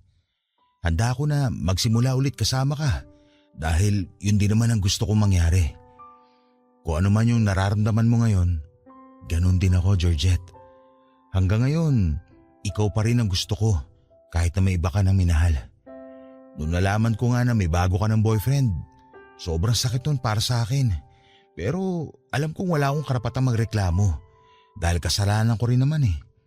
Iniwan kita at kung ano man yung mga bagay na ginawa mo nung wala ako, hindi ko pwedeng isisi sa'yo yun kasi ako yung nagkamali. Kaya ngayon masaya ako na malaman na ako pa rin pala yung gusto mong makasama at nagpapasalamat ako dun. Salamat. Sobrang lakas ng kabog ng dibdib ko ngayon kung alam mo lang. Ready naman ako eh kung sakaling nagbago na yung pagtingin mo sa akin. Kung hindi na ako yung gusto mo, tatanggapin ko yun pero mabuti na lang. Mabuti na lang talaga. Magsimula ulit tayo. Kalimutan na natin yung nakaraan. Gumawa ulit tayo ng bagong alaala para matabunan yung mga nangyari noon. Oo, gusto ko yan. Simulan na natin ngayon. Hi, ako pala si Lino, restaurant owner. Ulila na sa magulang pero heto't nagpapakatatag at nagsusumika para maging mabuting tao. Wala nang excess baggage, wala nang past trauma, wala nang issue sa buhay. Ako naman si Georgette, isang public school teacher na maraming nagawang maling desisyon sa nakaraan pero natuto at patuloy pa ring natututo para katulad mo maging mabuti ring tao. Nice to meet you, Lino. Nice to meet you too, Georgette. So, pwede na ba manligaw? Ligaw na agad? Pwede bang mag-breakfast muna? Oo nga pala. Halika na. Nakahanda na yung almusal sa kusina. Makakatikim na ba ako nung pansit ngayon? Lagi kasing sold out eh. Mamaya pa yun, pero sige. Ipagluluto kita ng special pansit patil patong ko. Hindi kami kaagad nagkabalikan ni Lino bilang respeto na rin kay Billy. Nagstay kami bilang magkaibigan ni Lino ng ilang buwan para malinawan ang puso't isipan namin bago kami magsimula ulit. Muli nanligaw sa akin si Lino at sinagot ko siya. Sa pagkakataong yun ay nagkaroon kami ng pangalawang pagkakataon para itama ang naunang relasyon namin. Natuto si Lino na iwan sa labas ng relasyon ang mga excess baggage niya. Samantalang ako ay natuto namang huwag umalis kapag may problemang pinagdadaanan ang partner ko. Pagkatapos ng 1 taon ay nagpakasal kami ni Lino. Ipinagpatuloy namin ang mga pangarap namin para sa isa't isa. At nagsama kami para bumuo ng sariling pamilya. Papadudot, ang kwentong ito ay nangyari 7 years ago. 39 years old na ako sa ngayon at may 3 anak na kami ni Lino. Sa kabilang banda, hindi naman nasira ang pagkakaibigan nila Lino at Billy dahil sa nangyari. After makamove on ay nagpatuloy ang friendship nilang dalawa. Sa katunayan, may sarili na ring pamilya si Billy ngayon kasama ang asawa niya na nakilala niya noong nagpakalayo-layo siya. Si Tati naman ay tumigil na sa pagtuturo matapos mag-boom ang business nito kung saan ay nagbebenta siya ng beauty products. Samantala, ang pamilya naman ng kuya ni Lino na si Edward ay nakatira ngayon sa Canada. Papadudot, ito po ang kwento naming dalawa ni Lino. Marami kaming pinagdaanan, muntik na kaming mapunta sa maling direksyon. Pero tunay nga siguro na kung kayo ang tinadhana ay kayo talaga ang magsasama sa dulo. Maraming salamat po sa pagbabahagi ng aming kwento. At maraming salamat po sa lahat ng kabarangay na sumubaybay hanggang sa dulo. Mabuhay po kayong lahat and more power sa inyong programa. Ang inyong forever kapuso at kabarangay, Georgette. Minsan, second chance lang ang kailangan natin para ipagpatuloy ang naudlot na samahan na kinailangang itigil dahil hindi pa tayo handa sa naunang pagkakataon na ibinigay sa atin. Maraming salamat, Georgette, sa iyong kwento. Ang mahalaga ay pareho kayo nagbago ni Lino at patuloy kayong natututo mula sa mga pagkakamaling inyong naranasan sa nakaraan at mga pagsubok na inyong pinagdadaanan. Hanggang sa muli, ako po ang inyong si Papa Dudut sa mga kwento ng pag-ibig, buhay at pag-asa. Sa Barangay Love Stories number 1. Dear Papa Dudut, mahirap ang maiwan lalo na kung wala ng planong bumalik pa ang taong nang iwan sa'yo. Ganyan po ang nangyari sa akin nung bigla na lamang umalis ang taong minamahal ko ng walang paalam. Ako po si Georgette, isang guro na umiibig kay Lino. Isang binatang hindi ko inakalang meron palang malalang family issues. Namatay ang nanay niya sa suicide at simula noon ay hindi na sila nagkaroon ng maayos na relasyon ng kanyang ama. Yun ang dahilan kung bakit nalulong si Lino sa pag-inom ng alak.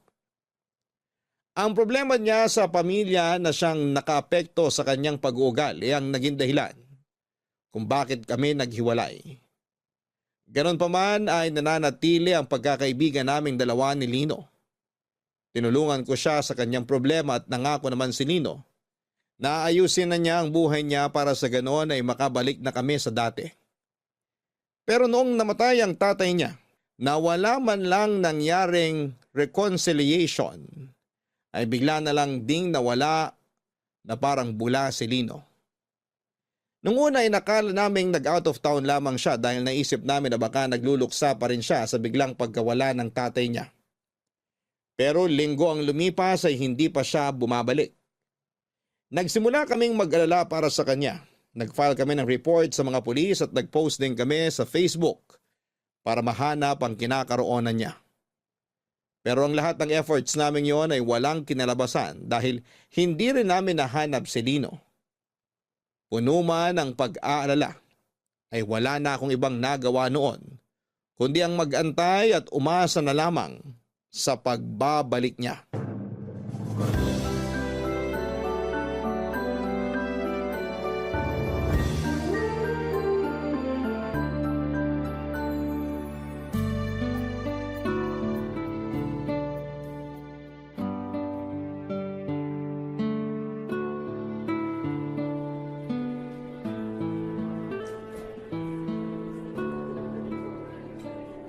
Aba, nagbabalik na pala ang bagong kasal ah. Bitin nga eh. Ilang araw lang yung leave na binigay sa akin, nakakainis. At least meron kesa naman wala.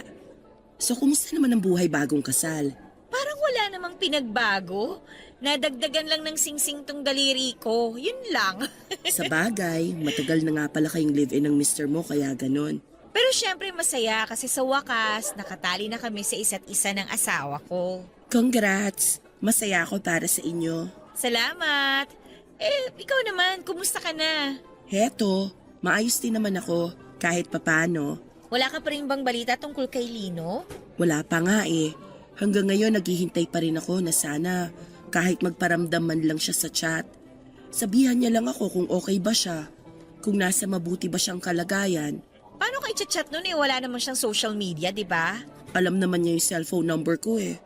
Ano ba naman yung magpadala siya ng kahit message na, "Uy, wag mo na akong alalahanin, nasa maayos na ang kalagayan ko.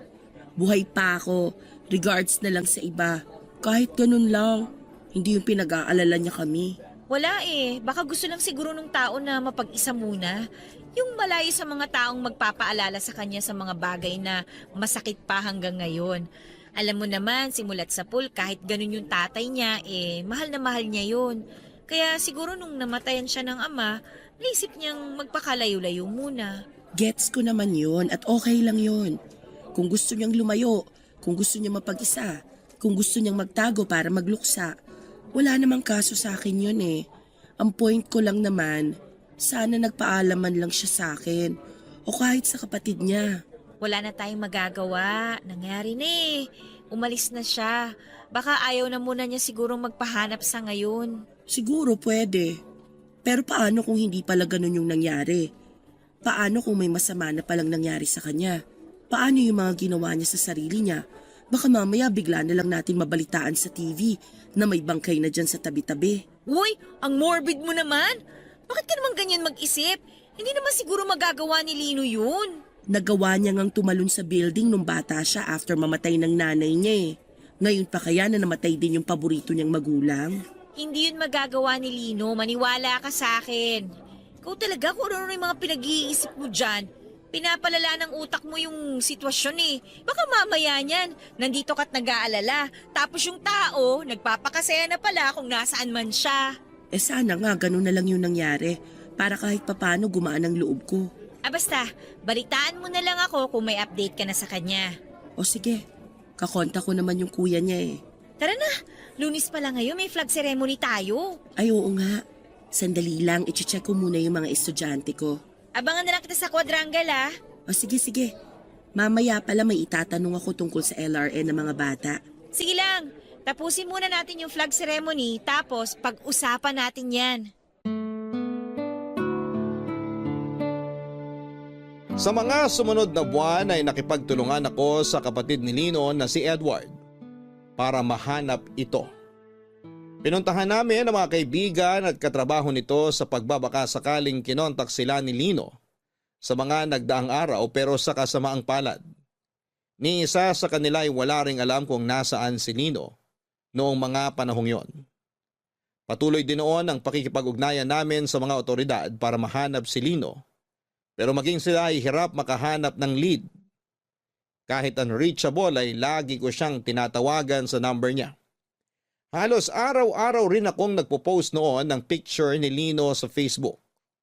Umaasa na may nakakita sa kanya at magsabi kung saan ang kinakaroonan niya. Hanggang sa isang araw ay isang babae ang kumontak sa akin sa Facebook. Isang picture ang pinadala niya sa akin. Picture yon ng lalaking palaboy-laboy sa Batangas. Nabuhayan ako ng loob. Dahil kamukhang-kamukha ni Lino ang nasa litrato, Papa Dudut. Noong nalaman ni Edward ang tungkol sa message ay agad kaming nagpunta sa Batangas para hanapin ang babaeng nakakita kay Lino. Pinuntahan namin ang palaboy na nakapwesto noon sa isang public market.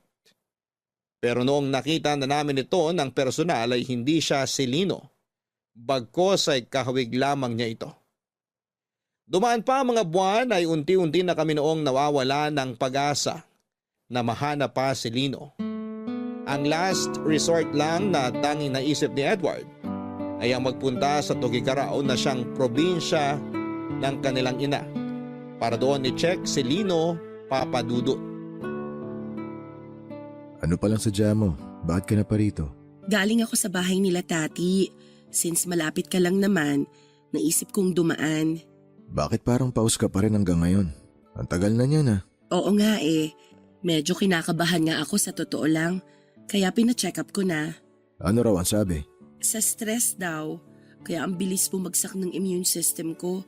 Kaya lagi akong may ubo at inaatake ng allergy ko. Kakaisip mo siguro kay Lino yan. Siguro nga. Ang totoo. Kaya rin ako napadaan kasi makikibalita sana ako sa'yo.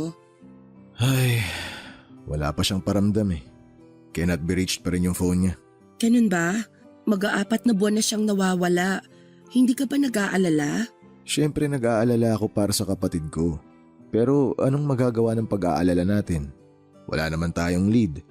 Pati nga mga pulis, hindi rin alam kung paano siya hahanapin eh. Eh yung mga kaibigan kaya niya, wala rin silang balita? Wala rin siguro. Sinabihan ko naman sila na abisuhan agad ako sakali magparamdam sa kanila si Lino. Ay, naku Lino, nasa ang lupalop ka na ba ng mundo? Next week pupunta ako ng Tuguegarao. Susubukan ko siyang hanapin doon.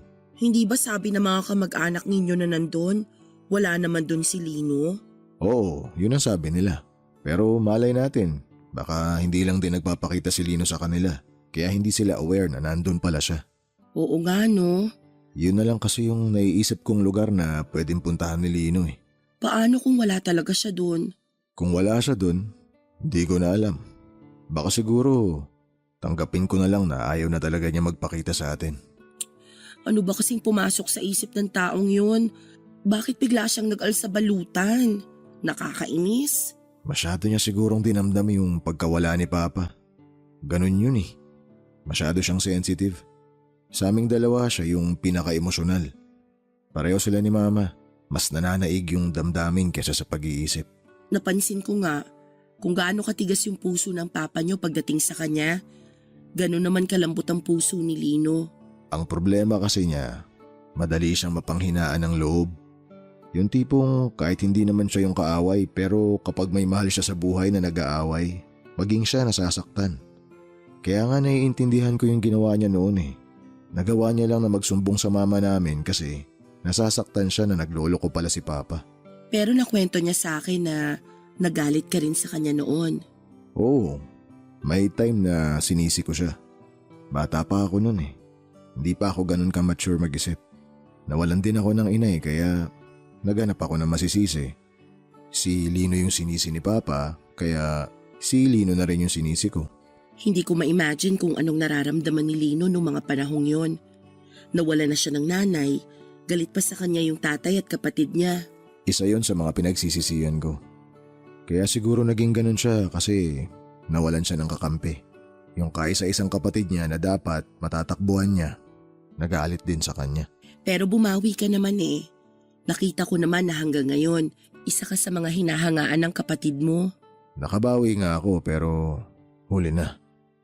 Naisip ko nga, kung sana hindi ko tinalikuran si Lino nung bata pa kami, baka siguro hindi ganito yung klase ng buhay niya eh. Wala na tayong magagawa sa nangyari na. Kahit naman malaman mo ang sagot yan, wala pa ring magbabago eh. Ang gawin na lang natin ngayon, hanapin si Lino para masiguro nating nasa mabuting kalagayan siya. Yan na nga mismo ang ginagawa ko. Nakalive na ako sa trabaho ngayon. Sana nga tama yung hinala ko na nasa Tuguegarao siya. Sana nga, Balitaan mo na lang ako. Oo naman, babalitaan kita agad. Mauna na ako. O paano? Mag-iingat ka pa uwi ah. Salamat.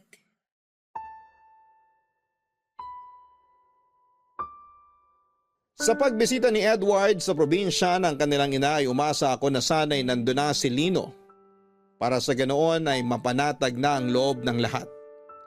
Pero pagbalik ni Edward sa Maynila ay masamang balita ang dala nito, Papa Dudut. Wala raw sa Tugigaraw si Lino. Nung puntong yon ay tuluyan nang nawalan ng pag-asa si Edward na mahanap ang kanyang kapatid. Unti-unti ay tumigil na lang din siya sa paghahanap.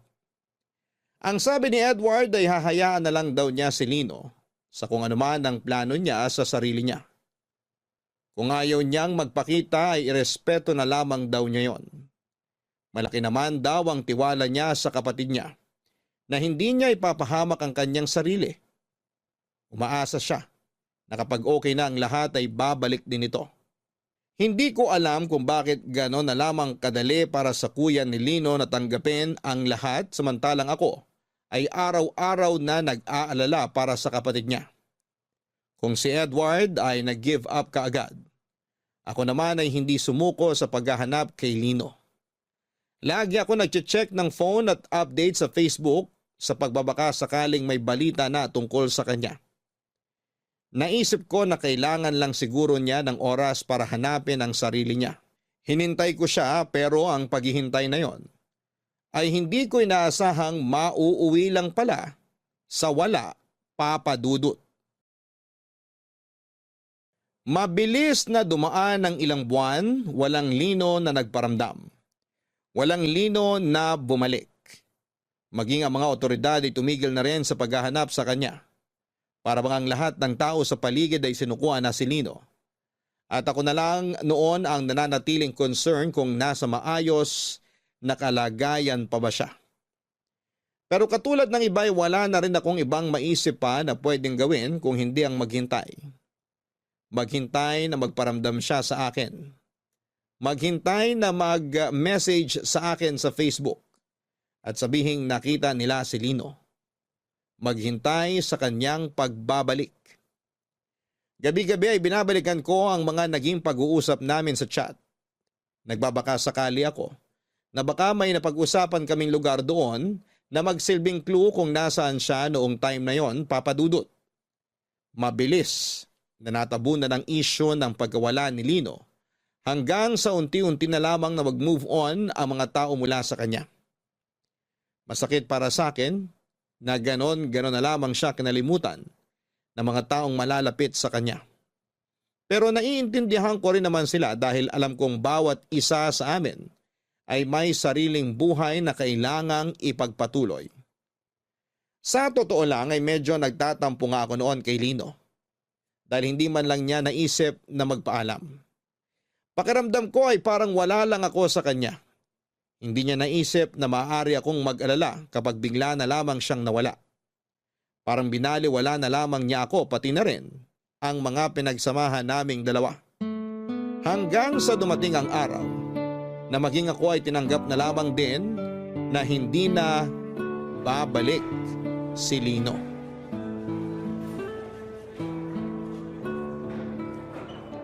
Georgette! Halika rito! Sandali, nandyan na. Wala bang nakaupo rito? Wala. Halika, umupo ka na dyan. Ngayon ka lang magbe-break? Patapos na ang recess ah. Tinapos ko yung report ko. Hinahanap na ni principal eh. Anong report? Tungkol sa pinuntahan kong seminar nung weekend. Ah, yung tungkol sa paggawa ng storybook? Oo, ako yata yung ilalaban niya sa storybook writing competition eh. Ay, Shala, writer ka na pala ngayon? Wala namang ibang choice. Busy naman kayo lahat para sa intrams, kaya ako yung pinili niya. Pero last week pa yung seminar na pinuntahan mo, di ba? Bakit ngayon ka lang gumawa ng report? Nalimutan ko, nasa iba yung focus eh. Alam mo, nakakaapekto na talaga sa trabaho mo yung pag-iisip kay Lino, ha?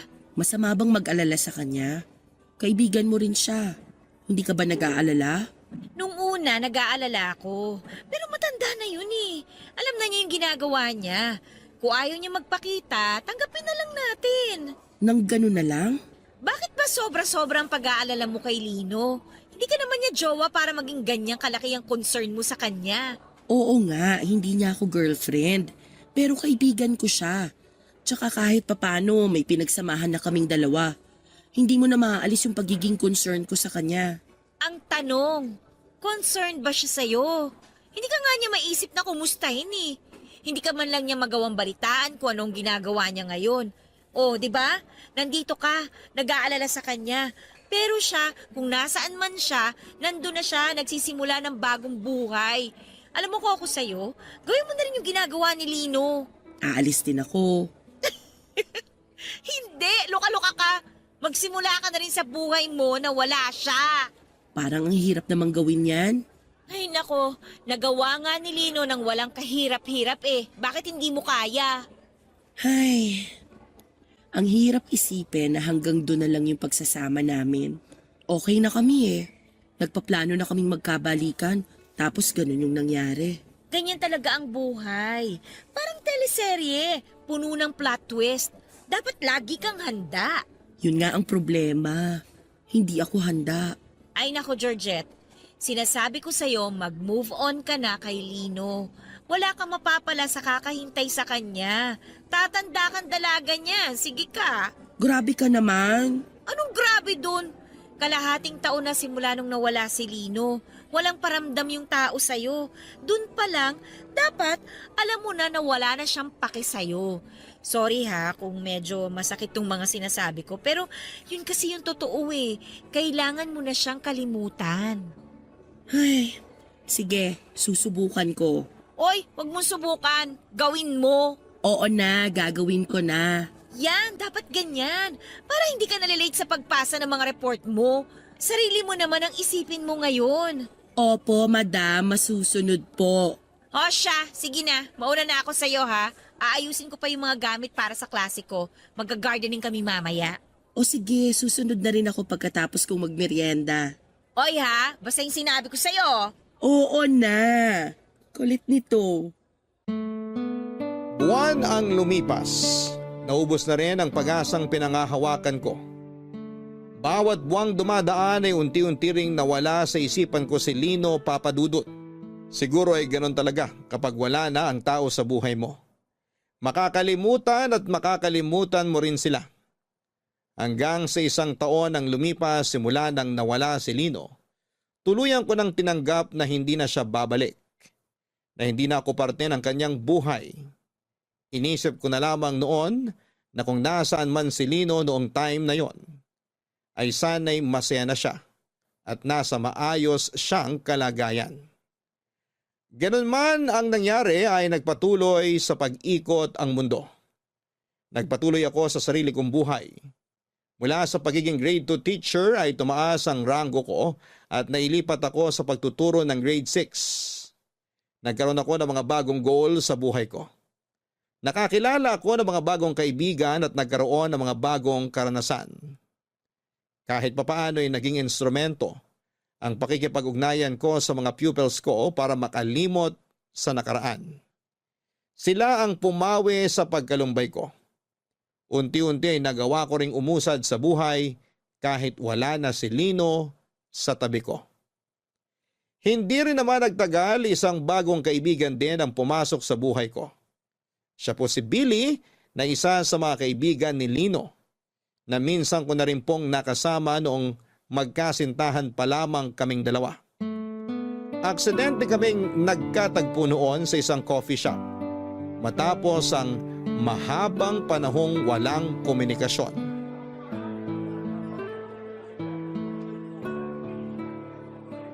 Georgette? Uy, ikaw nga! Kamusta ka na? Billy, hindi mo na ako naalala? Yes, Billy. Iba kasi yung tawag sa'yo ni Lino eh. Oo, B-boy tawag nila sa akin, short for Billy Boy. Pero Billy na lang itawag mo sa akin. May kasama ka ba? Pwede bang umupo? Oh, sure. Sure, maupo ka. Wala akong kasama. Salamat. So, bakit ka naman mag-isa rito? Nagpapahangin lang. Walang klase eh, kaya naisip kong lumabas naman. I see. Nakakatampo ah. Hindi mo na pala ako maalala. Ilang beses na tayo nagkasama noon nila Lino. Naalala kita pero sa mukha lang. Sorry, nalimutan ko yung pangalan mo. Makakalimutin na ako eh. Dami kasing kaibigan ni Lino. Actually, hindi ko na rin maalala yung mga pangalan ng iba. Okay lang. Tagal na nating di nagkita. Ano nang balita sa'yo? Okay lang naman ako. Nakakasurvive naman sa hamon ng buhay kahit papano. Mabuti naman. Si Lino, may update ka na ba sa kanya? Wala pa hanggang ngayon. Hindi pa rin siya nagpaparamdam. Sus, yung taong yun talaga. Huwag ka mag-alala. Babalik din yun one of these days. Sana nga. Teacher ka pa rin ba dun sa public school na nabanggit mo dati? Oo, dun pa rin ako. Nakakatuwa naman. Bakit mo naman naisipang maging teacher?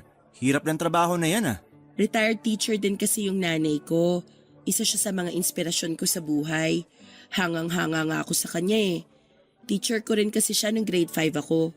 The way na magturo siya, sobrang na-impress ako. Kaya naisip ko na balang araw, magiging teacher din ako. Kaya pala, nasa dugo nyo rin pala. Oo, at saka napaka-fulfilling kayang maging teacher. Oo, mahirap siya. Pero yung paghihirap na yon tsaka pagod, magiging worth it kapag nakita mo na yung mga batang natuturuan mo na successful na ngayon. Isa yun sa mga bagay na hindi na mawawala sa buhay ng isang teacher. Maging parte sa buhay ng bawat batang nangangarap. Ang lalim naman ng pinanghuhugutan mo. Nahiya tuloy yung trabaho ko. Ano nga pala ulit yung work mo? Ako ang nagmamanage sa family business namin. Ah, oo, yung lumber something? Oo, producer kami ng mga tabla na ginagamit sa pagpapatayo ng mga bahay. Ang galing. Pangarap ko rin yan eh, yung mag-business. Talaga? Anong business naman ang gusto mong gawin? Kahit ano, yung magtatagal, kahit ilang henerasyon na ang lumipas. Gusto ko kasi na balang araw, may maipapamana rin ako sa mga anak ko. Sure naman ako na matutupad mo rin yan balang araw. Nasa sa atin lang din kasi kung paano natin bubuuin yung future ng mga susunod sa bloodline natin. Kaya mabuti na hanggat maaga pa, pinag-iisipan mo na yung mga ganyang bagay. Sabi nga ng kaibigan ko, maraming plot twist ang buhay, kaya dapat talaga paghandaan. Uy, magandang quote yan ha. Pwedeng ilagay sa sticker. Totoo din naman kasi. Minsan bigla-bigla na lang tayong babagsakan ng kung ano-anong pagsubok sa buhay. Mahirap kung mag-isa ka lang nahaharap sa mga problemang yun. Pero di ba sabi nga nila, wala namang problemang ibibigay sa atin na hindi natin kayang lampasan? Oo, tama. Nalalampasan naman natin yung mga problemang yun. Pero minsan, marami tayong naisasakripisyo. Wala eh. Hindi ka magkakaroon ng progress sa buhay kung wala kang sacrifices na gagawin. Nakakalungkot pero totoo yan. Anyway, mauna na ako sa'yo ha. Dumaan lang talaga ako rito para bumili ng kape. O sige, sige. Nice to see you again. Chat-chat na lang? Oo, mag-iingat ka. Malawak ang circle of friends ni Lino. Hindi mabilang sa mga daliri ng kamay ang dami ng kaibigan nito noon. Ang ilan sa kanila ay nakilala ko noong naging boyfriend ko si Lino. Pero simula nung nawala si Lino ay nagkaroon na rin ako ng falling apart mula sa kanila. Nawala na ako ng komunikasyon at update mula sa mga buhay nila dahil si Lino lang din naman kasi ang naging tulay para maging kaibigan ko rin sila. Kaya naman laking tuwa ni Billy noong nakita niya ako matapos ang mahabang panahon. Papadudod si Billy yung tipo ng tao na akalain mong suplado. Masungit at mayabang kapag una mo siyang nakita. Pagkakita mo pa lamang kasi sa kanya ay parang lagi siyang mapapaaway dahil na rin sa mga tattoo nito sa katawan. Hindi naman po sa nagiging stereotype ako pero tad-tad kasi ng tattoo ang buong katawan ni Billy. May arm sleeve tattoo siya sa kanang braso niya na inspired sa mga tribal tattoos.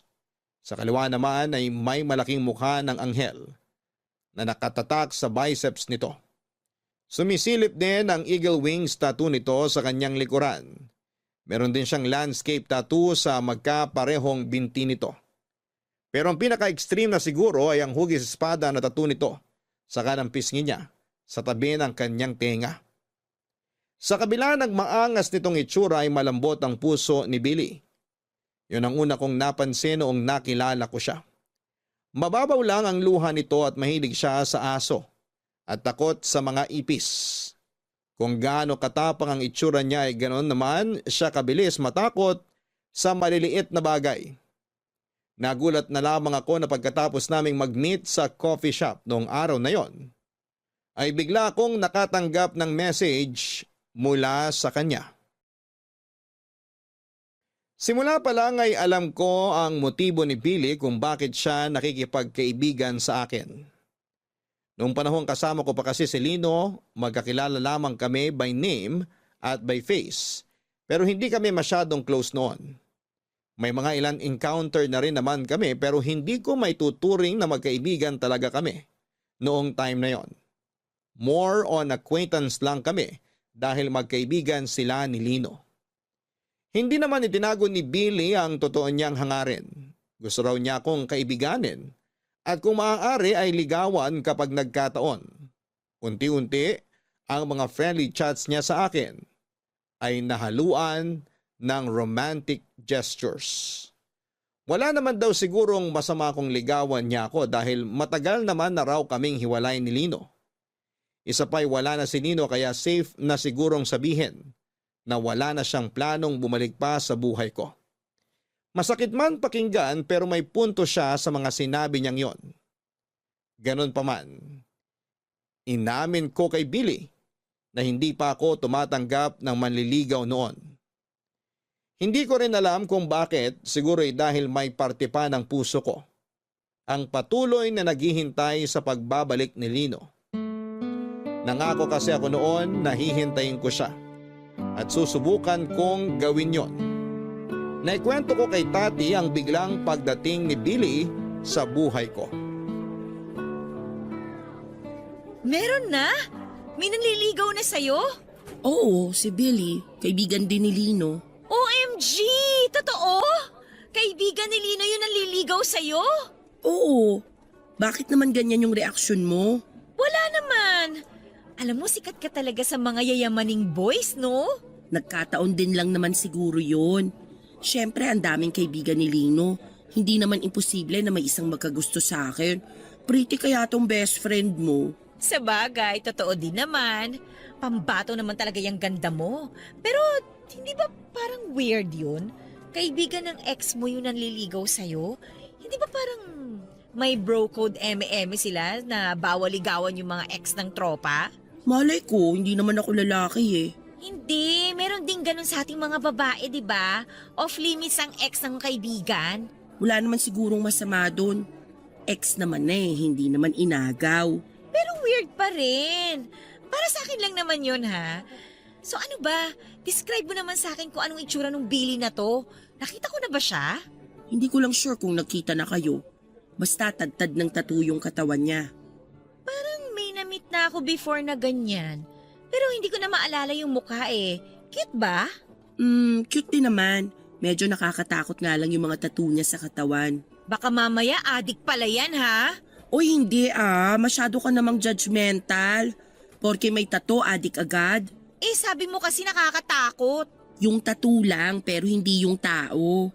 Ang bait kaya ni Billy. Magalang siyang tao, mapagkumbaba, walang ere sa katawan at saka sweet. Bet mo? May itsura siya, maganda yung personality niya. Pero to be honest, hindi ko siya nakikita bilang boyfriend eh. Talaga? Bakit naman? Hindi ko alam kung bakit. Alam ko kung bakit. Bakit?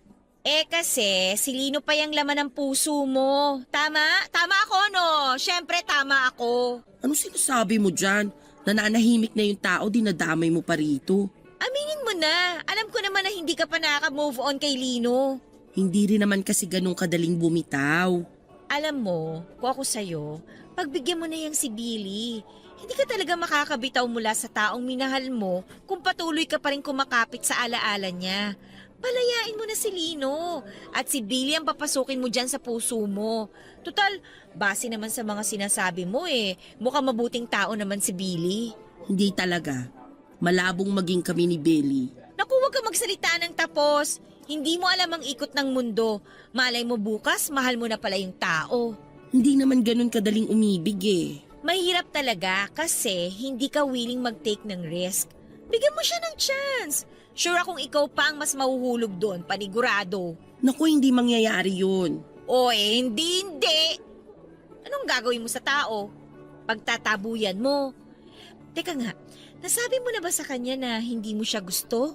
Inamin ko naman agad sa kanya nung umamin siya na may gusto siya sa akin. Sinabi ko sa kanya na hindi pa ako ready na pumasok sa relasyon ngayon. Eh, anong sabi niya? Okay lang daw, basta tanggapin ko lang daw siya bilang kaibigan. Siya nang bahala sa iba. Ano ibig sabihin nun na siyang bahala sa iba? Ang pagkakaintindi ko sa sinabi niya, baka manliligaw pa rin siya siguro kahit na sinabi kong ayoko pa. Yan ang gusto ko, hindi kagad nagpapatalo. Hindi rin. Alam mo minsan, kailangan nating sukuan agad yung laban na sa simula pa lang, alam na nating matatalo tayo para sa ganun, hindi tayo masyadong masaktan. Asus! Sabihin mo yan sa sarili mo. Hindi mo nga masukusukuan yung taong matagal ka nang kinalimutan eh. Aray naman! O ano, back to you ka no? Practice what you preach kasi. Kahit na hindi pa ako ready ay hindi agad sumuko sa akin si Billy. Naging magkaibigan kami pansamantala pero nagpatuloy pa rin ang pagpapa-impress niya sa akin.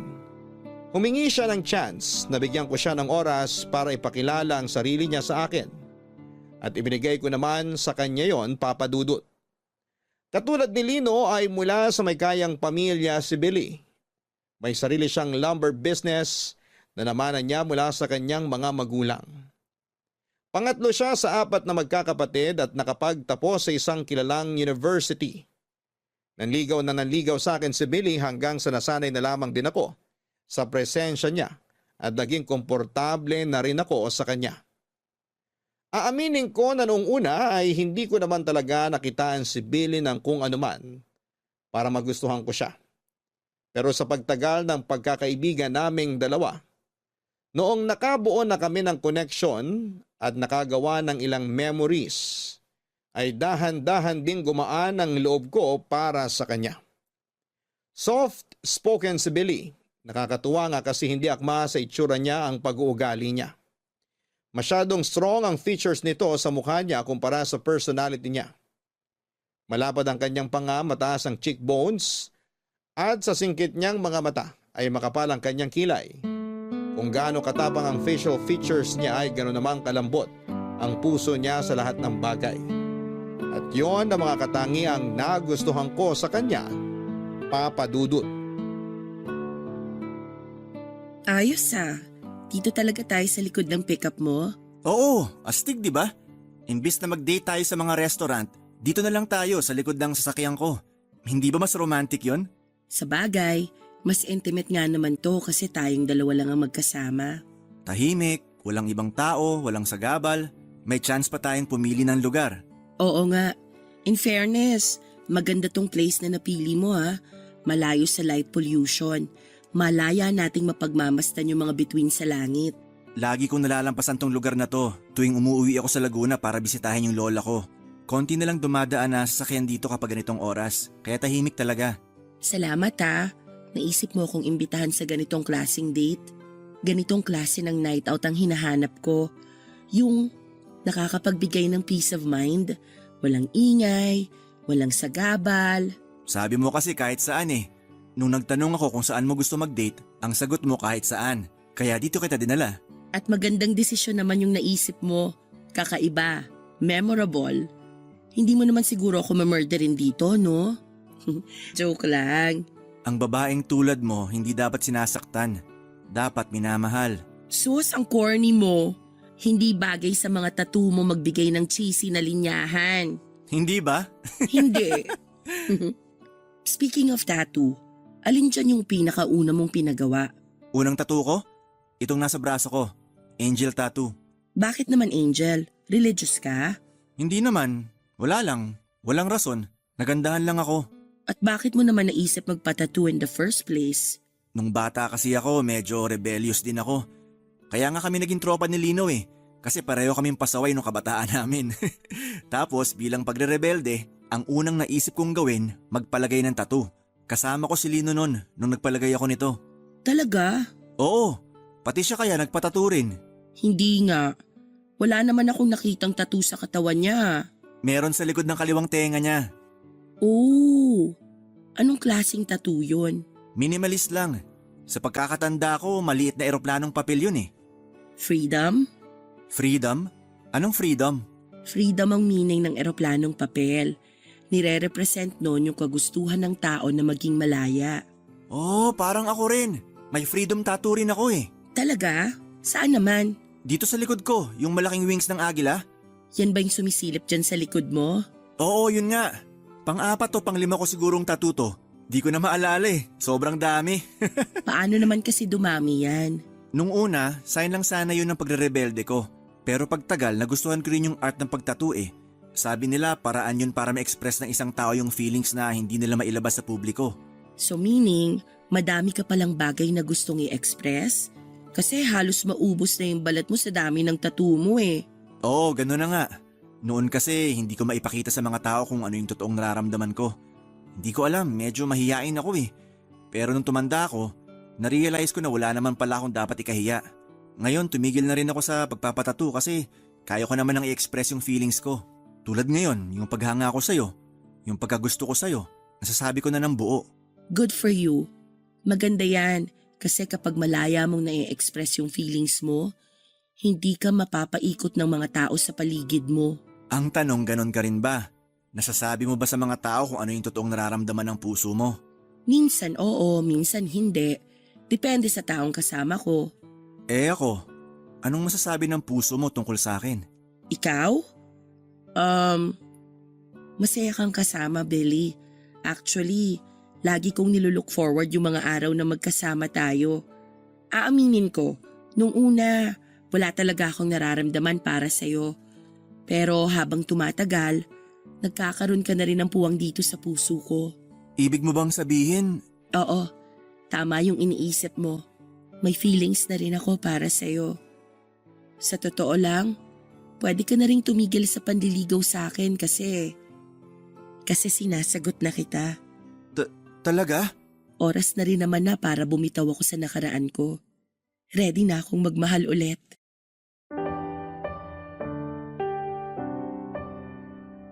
Papadudot, pinatunayan sa akin ni Billy na tama nga ang naging desisyon kong sagutin ko siya. Lagi akong nakakaramdam ng comfort kapag kasama ko siya. Siya na ang nagsisilbing safe space ko sa araw-araw. Siya ang naging source of strength ko kapag dinadalaw ako ng mga pagsubok sa buhay ko. Sinisigurado niyang bawat araw na magkasama kaming dalawa bilang magkasintahan ay nagiging memorable. At yun ang isa sa mga nagustuhan ko sa kanya. Lagi siyang may bagong handog para sa akin. For the next 8 months ay naging masaya ang relasyon naming dalawa ni Billy. Sa katunayan ay nahigitan pa nga niya ang standard na isinet ni Lino. Never kong naramdaman na magkaiba ang estado namin sa buhay. May pagkakataon nga na tuwing nalilipasan kami ng gutom ay kung saan-saan na lamang kami kumakain, mapakarinderya man yan o mamahaling restaurant. Walang kaso sa kanya kahit nasa karinderya pa kami kumain, kahit na hindi naman talaga siya kumakain sa mga ganong klase ng kainan. Ganon siya karespeto sa bawat desisyon ko. Lagi niyang binibigyan ng importansya ang pagiging equal namin sa relasyon, Papadudot.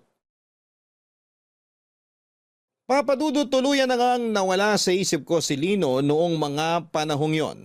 Masaya na ako noon sa piling ni Billy, secured na ako na kasama siya.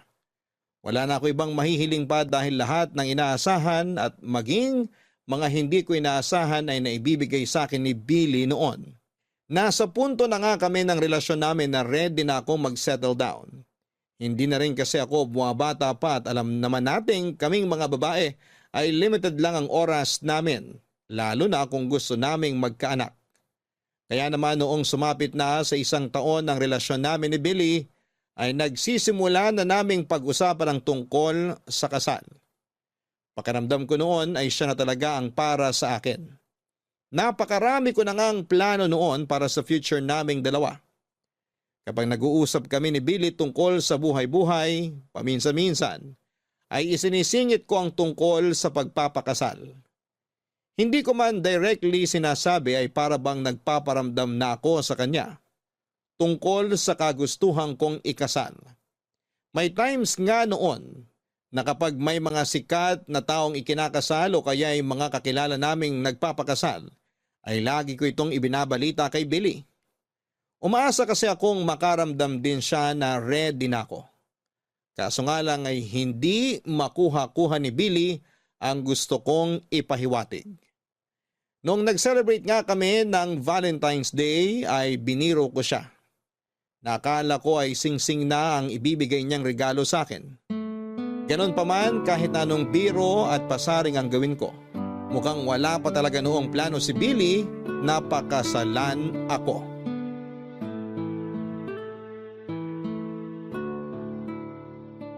Georgette, halika na, umuwi na tayo.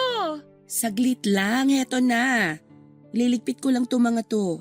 Ano ba yan? Yung activity ng mga bata bukas. O ayan, tara na. Gusto ko nang umuwi para maipahinga ko na tong mga paa ko. Nakakapagod tumayo buong araw. Sinabi mo pa. Pero gusto mo bang sumaglit muna tayo sa labas? Libre ko. Sa susunod na lang. Pagod talaga tong katawan ko eh. Sayang naman. Gusto ko pa naman sanang mag-celebrate. Mag-celebrate ng ano? May babalita ako sa'yo. Wala pang ibang nakakaalam nito maliban sa asawa ko. Ikaw pa lang ang una. Ano yun?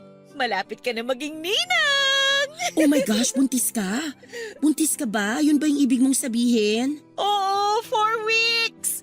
Namiss ko yung period ko, tapos sinubukan ko mag-pregnancy test at ayun, confirmed! Magkakaroon na ako ng baby! Oh, totoo ba? Congratulations! Excited na ako makakita ng mini tati. Wag lang sana magmana sa ugali ko kasi paniguradong sasakit ang ulo ko nun. Hala, nakakatuwa naman. Bigla ko tuloy na-realize na matanda na nga talaga tayo. Nagkakaanak na kayong mga kaibigan ko. True! Kaya ikaw, galaw-galaw, baka malipasan ka dyan. Heto na nga eh. Kinakarir ko na nga tong love life ko para naman makahabol ako sa inyo. May nagpaparamdam na ba? Nakakarinig ka na ba ng wedding bells? Wala nga eh. Ako yung nagpaparamdam pero parang bingi yung boyfriend ko. Walang naririnig. Paano ba kasi yung pagpaparamdam na ginagawa mo? Hindi ko naman diretsang sinasabi na gusto ko na magpakasal. Pero lagi kong ino-open sa kanya yung topic ng pagpapakasal. Na-share ko na nga sa kanya yung dream wedding ko eh. Kung sino yung gusto kong mga nasa entourage, kung ano yung kulay ng damit na mga dadalo at kung ano pa. Tapos, ano naman ang reaksyon niya? Nakikiplano din naman siya. Nagsishare din siya ng mga gusto niyang gawin sa kasal. O yun naman pala eh. Pero wala naman kasing nangyayari. Wala namang singsing. Wala pang pagluhod na nagaganap. Mas maganda siguro kung tapatin mo na siya. Sabihin mo sa kanya na gusto mo na magpakasal. Ganon kasi yung mga lalaki eh. Hirap silang makagets ng context clues. Kailangan diretsahan.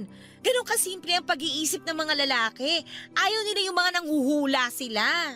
Ang pangit naman kasi kung ako magsasabi nun.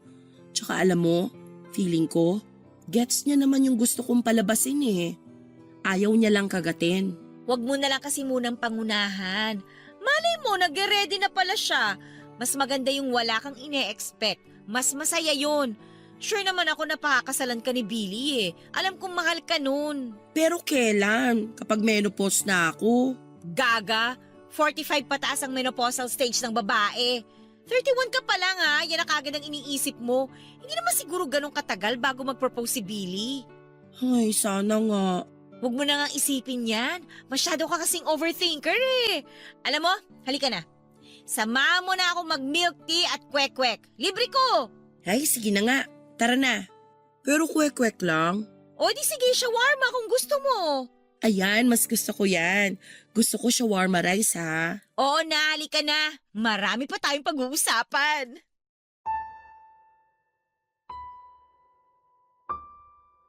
Pero lumipas pa ang ilang buwan, walang singsing na dumating, Papa Dudut. Hindi ko nga alam kung bakit noong panahong yon ay para bang nagmamadali akong ikasal. Siguro ganon ko talaga kamahal si Billy dati. Sa kabila ng kawalang interest ni Billy sa usapang kasal ay nanatili namang maayos ang relasyon naming dalawa. Kahit na mahigit 1 taon na kaming magkasama ay wala pa ring nagbabago.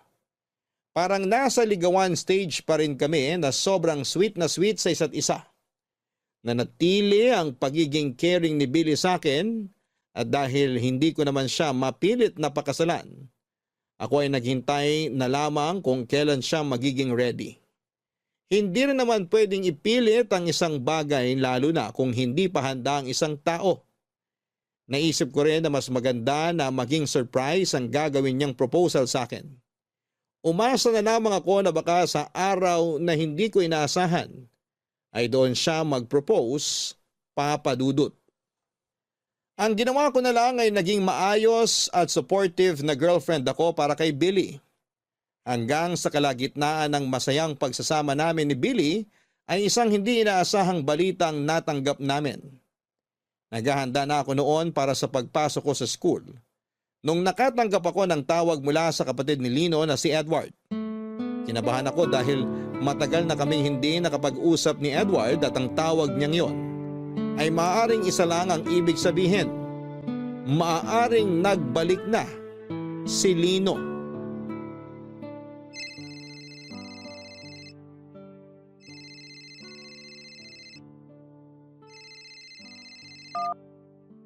Hello? O Edward, napatawag ka. Good morning. Pasensya ka na kung bigla ako napatawag ah.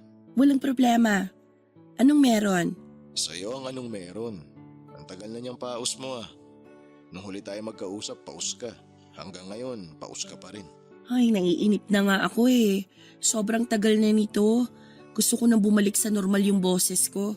Pero tuloy-tuloy naman yung pagpapacheck up ko. Binago na rin kahit papano yung lifestyle ko. Iniiwasan ko na rin ma-stress para di na ma-trigger allergy ko. Tsaka para di na rin ako magkasakit. Alam mo maganda yan. Makakatulong talaga sa overall well-being ang lifestyle change. Ay, sandali. Nasaan ka ngayon? Nandito sa bahay, naghahanda na para sa school. Bakit? May ibabalita kasi ako sa'yo eh. Magandang balita. Tungkol ba to kay Lino? Oo, bumalik na si Lino. Nandito na siya. Talaga? Kailan pa? Nag-message siya sa akin kagabi. Sabi niya on the way na daw siya pabalik ng Maynila. Kasusundo ko lang sa kanya kanina madaling araw. Pero saan daw siya galing? Saan siya nagtago nito mga nakaraang taon? Sa Tuguegarao. Tuguegarao? Di ba nanggaling ka na doon noon? Sabi mo wala siya doon. Ang totoo niyan, nung nagpunta ako sa probinsya namin, nakita ko talaga siya ron. Ano? Bakit hindi mo sinabi sa akin? Hiniling kasi ni Lino na huwag ko na munang ipagsabi sa iba eh. Pati na rin sa'yo. Ayaw daw niya na may makaalam ng kinaroroonan niya. Gusto niya munang malayo sa mga taong kakilala niya. Kaya pala, sabi na eh. Hindi ka basta-basta titigil na lang sa paghahanap sa kapatid mo ng gano'n na lang. Yun pala, alam mo na kung nasaan siya. Sorry kung naglihim ako sa'yo. Medyo selfish kayo pareho sa part na yun. Pinag-alala niyo ako ng mahabang panahon, alam mo ba yun? Alam ko kung paano ka nag-alala para sa kapatid ko. Gustong-gusto ko na nga sanang sabihin sa'yo yung totoo eh, kaso naisip ko, wala naman ako sa lugar para pangunahan yung kapatid ko sa mga desisyon niya sa buhay. Siguro mas mabuti kung siya na lang ang kausapin mo tungkol dyan. Hayaan mo na nga yun. Ang mahalaga, nakabalik na siya. Gusto ka raw niya makita agad kung sakaling may time ka. Nasaan ba siya ngayon? Nagpapahinga pa siya. Napagod siya sa biyahe. O sige, susubukan naming pumunta dyan sa inyo mamaya pagkatapos ng klase ko. Okay, sige. Okay, bye-bye. Bye. Georgette, ready ka na ba? Sandali lang.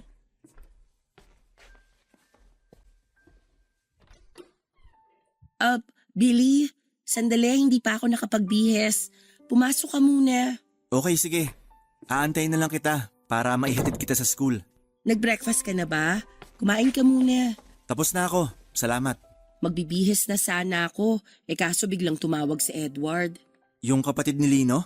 Bakit daw? May binalita siya sa akin. Hulaan mo kung ano? Ano? Bumalik na si Lino. Talaga?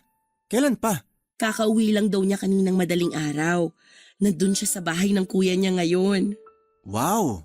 Bakit daw siya bumalik? Anong bakit? Wala namang ibang uuwian yun kundi dito lang din. Ganun ba? Mabuti naman na isipan niyang bumalik pa. Akala ko doon na siya tatanda kung nasaan man siya eh. Kaya nga pero masaya ako na nakabalik na siya. Excited na akong makita siya. Gusto mo puntahan natin siya ngayon? Mamaya na lang. Nagpapahinga pa raw siya eh. Puntahan natin siya pagkatapos ng klase. Pwede rin, pero malilita ko ng pagsundo sa'yo kasi may delivery sa store mamaya. Kailangan kong i-check yon. Okay lang. I-message na lang kita kapag tapos na ako sa school. May meeting din kasi kami after class eh. Okay, sige. Oh wait lang, magbibihis na ako. Mabilis lang to. Take your time.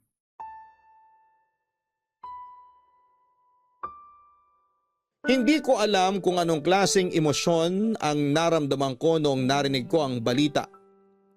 Pinaghalong saya, kaba, gulat at pagkalito ang naramdaman ng puso ko. Sa mahabang panahon ng pagkawala ni Lino, hindi ko inaasahan na babalik pa siya pero nagbalik siya, Papa Dudut. Pagkarinig ko pa lang sa pangalan niya ay parang tubig na muling dumaloy sa utak ko ang lahat ng memories naming dalawa ni Lino.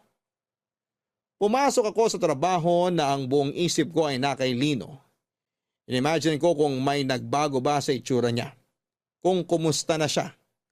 Pagkatapos ng meeting namin ay sinundo ako ni Billy sa school at sabay kaming nagpunta sa bahay nila Edward kung saan ay pansamantalang nakikitira si Lino. Iba yung kaba ang naramdaman ko ng time na yon habang nasa biyahe. Hindi ko alam kung papaano ko haharapin si Lino matapos ang napakahabang panahon. Noong sa wakas ay nagkita na kami, nakahinga ko dahil kitang-kita sa kanyang mukha na maganda ang kinalabasan ng pagkawala nito. Agad niya akong niyakap ng napakahigpit.